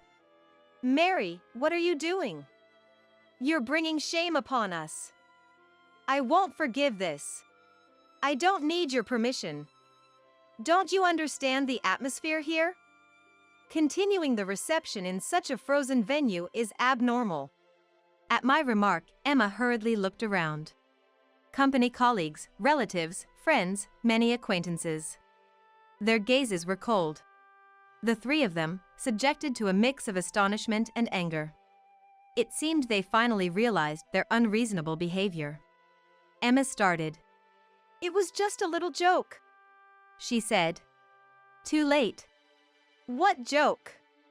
How can such despicable behavior happen at such an important occasion?" That's right, there's a limit to making fun of someone. Marrying into a family like yours would be pitiful for the bride. You should definitely call it off. Boos started all at once. The in-laws and Tom turned pale. Then someone stepped forward. It was my father. Indeed, Mary did go through hardships. Being raised only by me might have had its inconveniences. But I believe she turned out to be a wonderful daughter. I listened silently to my father's words. At least, she's not a daughter who should be exploited and disciplined by you. What about you, after all? What's wrong with us? Parents who exploit money from their DIL, a son who doesn't even try to protect his bride. To me, it seems like you're the ones who failed in parenting. Voices of support rose from all over the venue at my father's words. The three of them, subjected to blame, turned paler. Then I stepped forward. And I said, "Tom, I will not marry you. I'm better off without a family like yours. Don't involve me in your life again." At these words, Tom finally started crying, and the family of three left the venue as if fleeing. A big round of applause erupted from the venue immediately after. The applause, marking the finale of the cancelled reception, made me smile wryly as I held my father's hand, and he returned the smile. What happened afterward? Of course, the marriage was called off. Fortunately, we hadn't registered the marriage, so there was no record of divorce. Tom, I thought he might come crying and begging, but instead, he became defiant and insisted on reconciling, but of course, I politely declined with a smile. The chaotic scene at the reception quickly spread among the company and beyond, as company colleagues were also invited. He faced judgmental glances and, amidst the discomfort, was transferred to a distant rural sales office. It was essentially a demotion. Right up until he moved away. "I'm sorry. You're the only one for me. I'll wait forever." He kept sending messages. I just smiled and blocked his number. Tom's parents became pariahs among their relatives. Somehow the news of their mid-reception exit spread, and they're living quietly, almost hiding in their neighborhood. "Please, come and be our DIL to clear up the misunderstanding," they pleaded, but what was that all about? When they became too persistent, I warned them that I might take legal action, and they finally quieted down. Since then, the two followed Tom to the countryside. I hope they never come back. For years have passed since then. In my arms is a small life. After what happened, I thought I wouldn't marry for a while, but life is unpredictable. I met a man through work and am now living a happy married life. "Mary, let me hold the baby too," says Dad. "David, you just held him, it's my turn now," says Nick. "You get to hold him every day, I only get to occasionally, let me have a turn," Dad protests. "Both of you, it's time for the baby to sleep. You can hold him again later." I smile wryly at my father and husband vying for the baby. Feeling the baby stir in my arms, I think to myself, may your life be filled with happiness. Just like my father raised me happily. With love, as he loved me. I will protect you. Because I love you. So, may your life be filled with immense happiness. "Hey! Open this door. Are you out of your mind? I won't forgive you." Probably, that's what they're saying on the other side of the thick door. But I can't hear them, and frankly, I don't need their forgiveness. Facing the three flustered fools on the other side, I waved with a smile and said, "Let's go. Wonder if you can make it back safely? Good luck." My name is Leah, a 30-year-old office worker. I'm a newlywed, married for just a year, with no kids yet. When I was single, my hobby used to be taking day trips using the train on my days off. My friends would sometimes ask, "Don't you get lonely traveling alone?" but I find it surprisingly pleasant to move at my own pace without a fixed schedule, more so than traveling with others. Well, to be honest, there's a bit of loneliness, but the fun outweighs it. I have a favorite travel magazine, and sometimes I plan trips based on it. As I went about my days, I noticed something. Huh? Isn't that the same guy I saw last week? It seemed coincidental, but after the third time, I might have thought it was fate if I were a romantic. Instead, I just felt a bit scared. But it turned out he felt the same. Sorry if I'm mistaken, but didn't we meet last week and the week before at completely different places? He approached me with a slightly scared look. Wait, do you think I'm following you? To clear up the misunderstanding, I opened my travel magazine and said confidently, I'm just traveling based on this magazine. Surprised, he responded. Me too. And opened the same magazine, smiling happily. That was how I met my husband, Henry. He turned out to be a really interesting guy. I, being cautious by nature, always end up carrying a lot of stuff, but he said, I always travel light so I can move easily. Nowadays, with cashless payments, you hardly need cash. A mobile phone is enough. He laughed joyfully.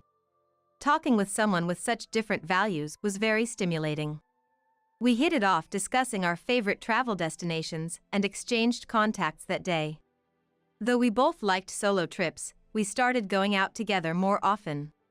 Surprisingly, I enjoyed sharing memories with someone else, and I found that local food tastes even better when shared. One day, after about 6 months, Henry asked me to go out. I didn't feel bad at all, in fact, I felt the same way. And remember being very happy. We decided to get married 6 months into our relationship. I thought our happy newlywed life was just beginning. But my expectations quickly shattered due to Henry's parents. My parents-in-law, Jack and Aaliyah. Their house is about a 30-minute drive from ours. They are still in their 50s, with Aaliyah working part-time, and both of them are employed. Initially, they used to visit our house, but lately, we've managed to maintain a reasonable distance. However, an incident occurred that disrupted this balance. Hey, Henry. Let's go here on our next day off. I agreed. Sounds good. Our post-marriage tradition of mini trips to tourist spots continued. As usual, minimalist Henry recently reduced his belongings to just a mobile phone, even entrusting his wallet to me. It feels so light. I don't look like someone who's about to go out at all, do I? And said with a contented smile. I thought to myself, at least carry your own wallet. But it wasn't really a bother. It was an ordinary conversation, but that day was different. Oh, by the way, Dad and Mom's wedding anniversary is coming up soon.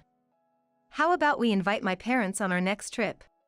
I tensed up at Henry's sudden suggestion. Of course, there was a reason for that. But I couldn't just say no, so I responded. Yeah, that sounds good. We haven't seen Aaliyah and Jack recently anyway. Unaware of my slightly strained face, Henry didn't notice a thing. The next day, They were really looking forward to it when I called. he told me. I guess I have to give it my best shot. So, I steeled myself. Honestly, I'm not comfortable around my parents-in-law. They're not bad people, just not a good fit for me. I'm more on the reserved side, not fond of noisy places. And this applies to people too. Talking to high-energy people can be mentally exhausting for me. Speaking of my parents-in-law, they are incredibly cheerful. When I first met them, their exuberance overwhelmed me. Nice to meet you, I'm Henry's mom. And I'm the dad. They announced loudly like comedians, making me stiffen up involuntarily. That time, the 4 of us, including Henry and his parents, went out to eat, and they chose the restaurant. I wonder if it's their favorite place? I thought casually, but when we got there, it was an all-you-can-eat buffet. Meeting their son's girlfriend for the first time at such a casual place made me laugh. We're so nervous today, we haven't eaten anything since morning. Aaliyah, who didn't seem nervous at all, said cheerfully to me. That's right, that's right. Plus, we have to get our money's worth. The true reason for skipping breakfast was quickly revealed by Jack. Their loud voices attracted quiet laughter from nearby tables. I was embarrassed by then and wanted to go home. Looking sideways, thinking Henry must feel the same, I was surprised to find he wasn't there. He had gone to get food. Not to be outdone, the parents-in-law also got up, piling their plates with food. Are they planning to hibernate after eating so much? Can I really become part of this family? I managed only a forced smile at their overwhelming presence. I barely ate that day, nervous as I was. Feeling uncertain about the future with Henry, I was touched when they said at parting. What a wonderful girlfriend, Henry. He may be awkward, but please take care of Henry from now on, Leah. I was simply happy to hear that. I loved him too, and I thought the parents-in-law weren't bad at heart, so when he proposed a few months later, I had no hesitation. But it seems I'm not good at judging people, as at our wedding, the bridegroom's parents, my parents-in-law, completely disregarded the ceremony and focused only on eating, leaving my parents utterly disillusioned. Henry has a brother, Jonathan, who seemed to be the only sensible one. I'm sorry my parents showed such an embarrassing side. It's really shameful. He came to greet us politely, as I heard from my parents. Jonathan, who lives alone, seems to have a poor relationship with his parents. It appears the feeling is mutual, as they once complained. That boy is always so noisy with his complaints. Just the other day, he bragged about buying several eggs when it was limited to one per person, and I'd scolded him for it. Seemingly annoyed.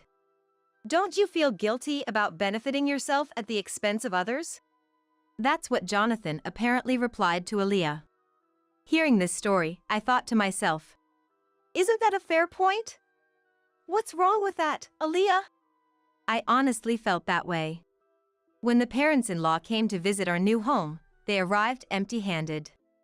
That wasn't a problem, but then they started rummaging through our shelves, exclaiming, isn't this the snack they're advertising on TV? I've been wanting to try it. Oh, and this one too. They foraged through my hidden snacks like they were on a treasure hunt. Even though I bought those snacks, Henry, without any malice, said, if you want them, take them home. That's fine, right, Leah? I wanted to smack him right there and then. Sure, go ahead. All I could do was respond with a forced smile. I had a suspicion, but it was clear now. The parents-in-law were moochers. I want this. I want that. Give me. Give me. In the early days of our marriage, they came over every week, sensing an opportunity, and I was almost driven to neurosis. Hey, don't you think there's something off about Aaliyah and Jack? They're kind of annoying. My anger exploded, and I ended up fighting with Henry. Despite how angry I was, Henry looked puzzled and said, no, not really. Is it that strange? They've been like that since I was a kid.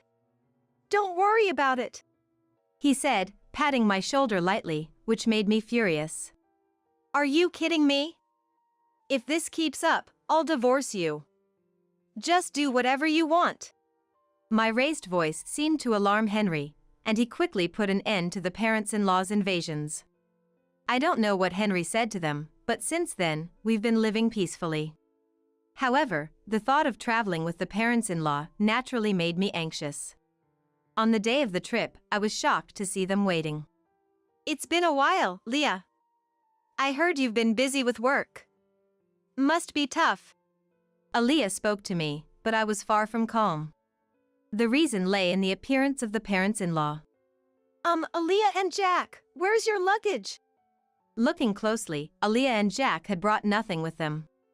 Even for a day trip, isn't it normal to bring at least a bag? We wanted to be ready to move quickly, and I have a sore shoulder. Their response, echoing something I'd heard before, was baffling. The rest of the trip went as badly as I'd feared. It was soon revealed that the parents-in-law had forgotten their wallets. Feigning ignorance, they said. That's strange, isn't it? Watching them play dumb, I thought. Maybe it's better to just call off this trip, or even cancel it, yeah. Unfortunately, my feelings weren't understood. Henry, looking exasperated, said, "Again? My folks have always been like this. I'll cover for them, but make sure they pay me back." It seemed the trip would continue. As the parents-in-law laughed and apologized, all I felt was disgust. Even after we arrived at our destination, the parents-in-law's rudeness didn't stop. They complained to the store staff. "Isn't there any free tasting?" "Wow, stingy, huh?" When I, feeling thirsty, bought a drink and hadn't even taken a sip yet, Aaliyah said, "Can I have a sip of that? I'm thirsty too. I can't believe I forgot my wallet, huh?" While I forced a smile, an exasperated Henry intervened. "Stop it, it's embarrassing. Look, I'll buy you one." Overhearing this, Jack muttered under his breath, referring to me. "What a stingy woman, lacking compassion." I didn't miss his comment. "I could say the same to you." I should have left at that point, but I was a bit stubborn. A similar incident happened twice more afterward.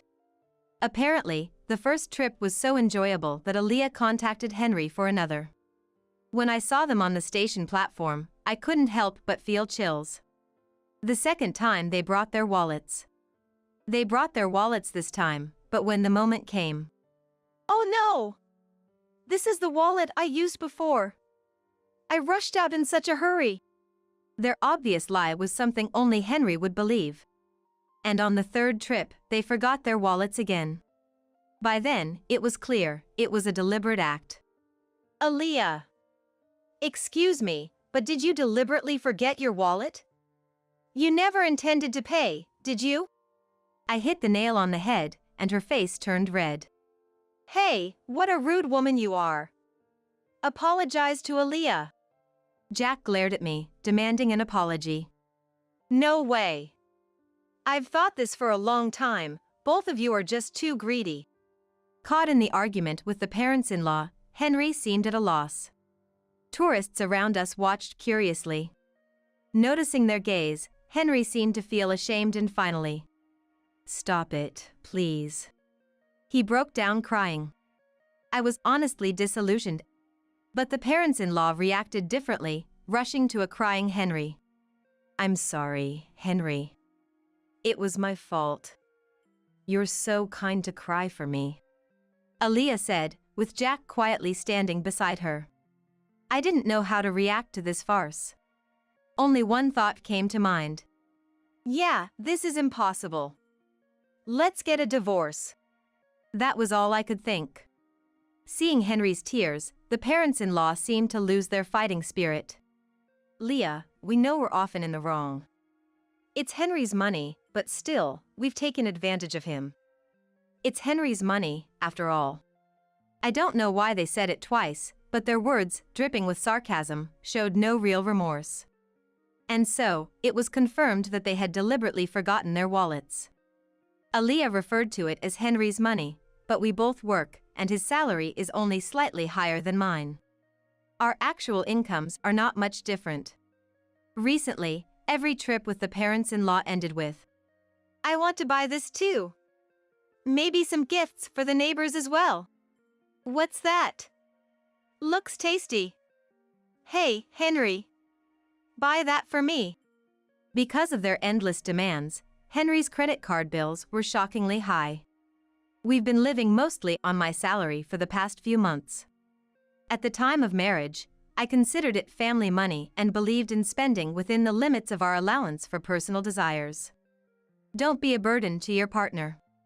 The thing that infuriated me the most was when cashless-reliant Henry exclaimed at our travel destination, "What?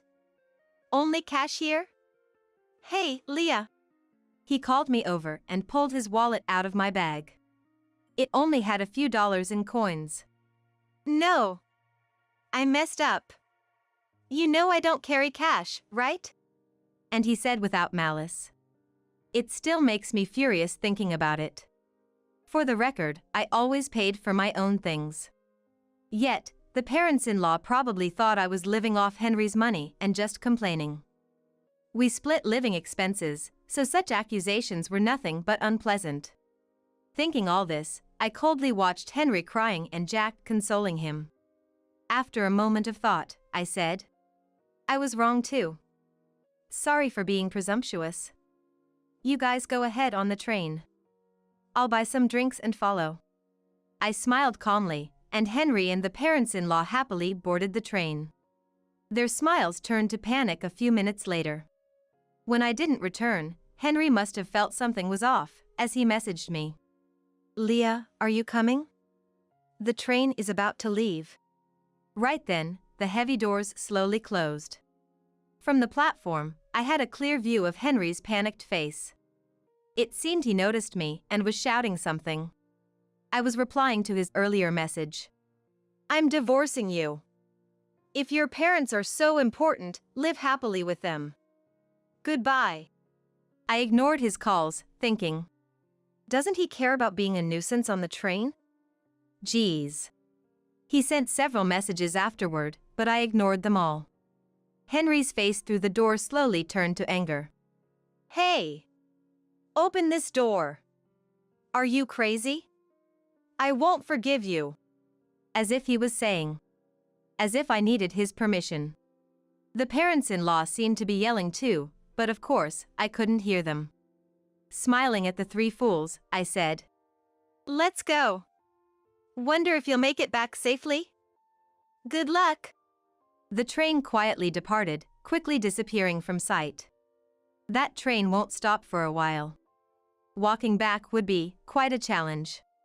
After watching the train leave, I hurried home to pack my bags and left. I stayed with a friend I'd been discussing divorce with. Henry's barrage of messages continued until they suddenly stopped. His phone must have died. He often forgot to charge it before bed, and it was only at 20% this morning. Portable battery chargers are essential. That was Henry's mantra, but his crucial portable battery charger was in my bag. Along with his wallet. I left all the belongings he entrusted to me at home. He must be panicking by now, but that's not my concern. While planning my next steps with my friend, my mobile phone rang. The caller was unexpected, Jonathan, Henry's brother. Leah, I'm sorry. Did something happen?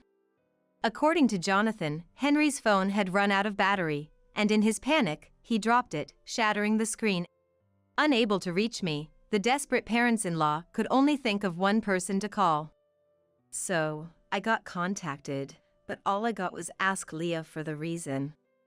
He seemed unwilling to say more. I told Jonathan everything about Henry and the parents-in-law without holding back. As I spoke, I could hear Jonathan's voice getting sharper over the phone. From the other end, Leah's making a fool of us. Tell her off, Jonathan. The in-laws were loudly insisting that Jonathan, with his way with words, would outtalk me. After I finished explaining, Jonathan snapped. Hey! You scoundrel! Are you stupid? What? You scoundrel? I had heard from Aaliyah that when Jonathan gets really angry, he becomes intimidating with a high-handed tone. And since Jonathan only speaks sense, Henry and the parents-in-law can't retort when he gets like that.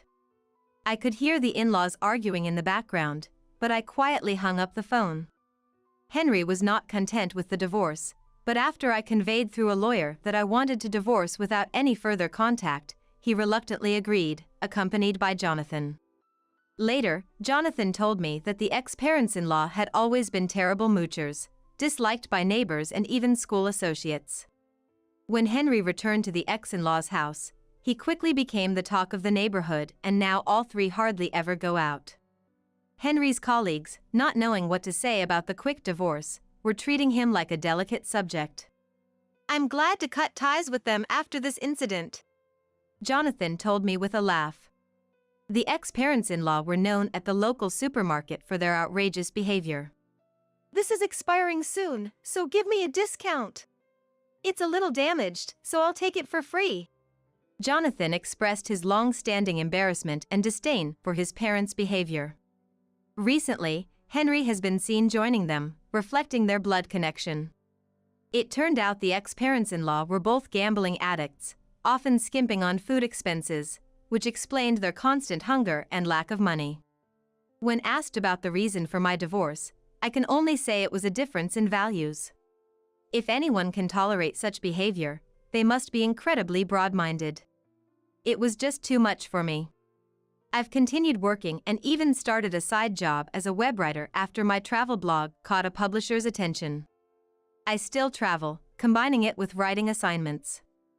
Solo travel seems to suit me best. Last month, I earned a decent income from writing, so I'm planning to take a vacation to a resort somewhere far for relaxation. I'm still only 30 years old, life is just beginning.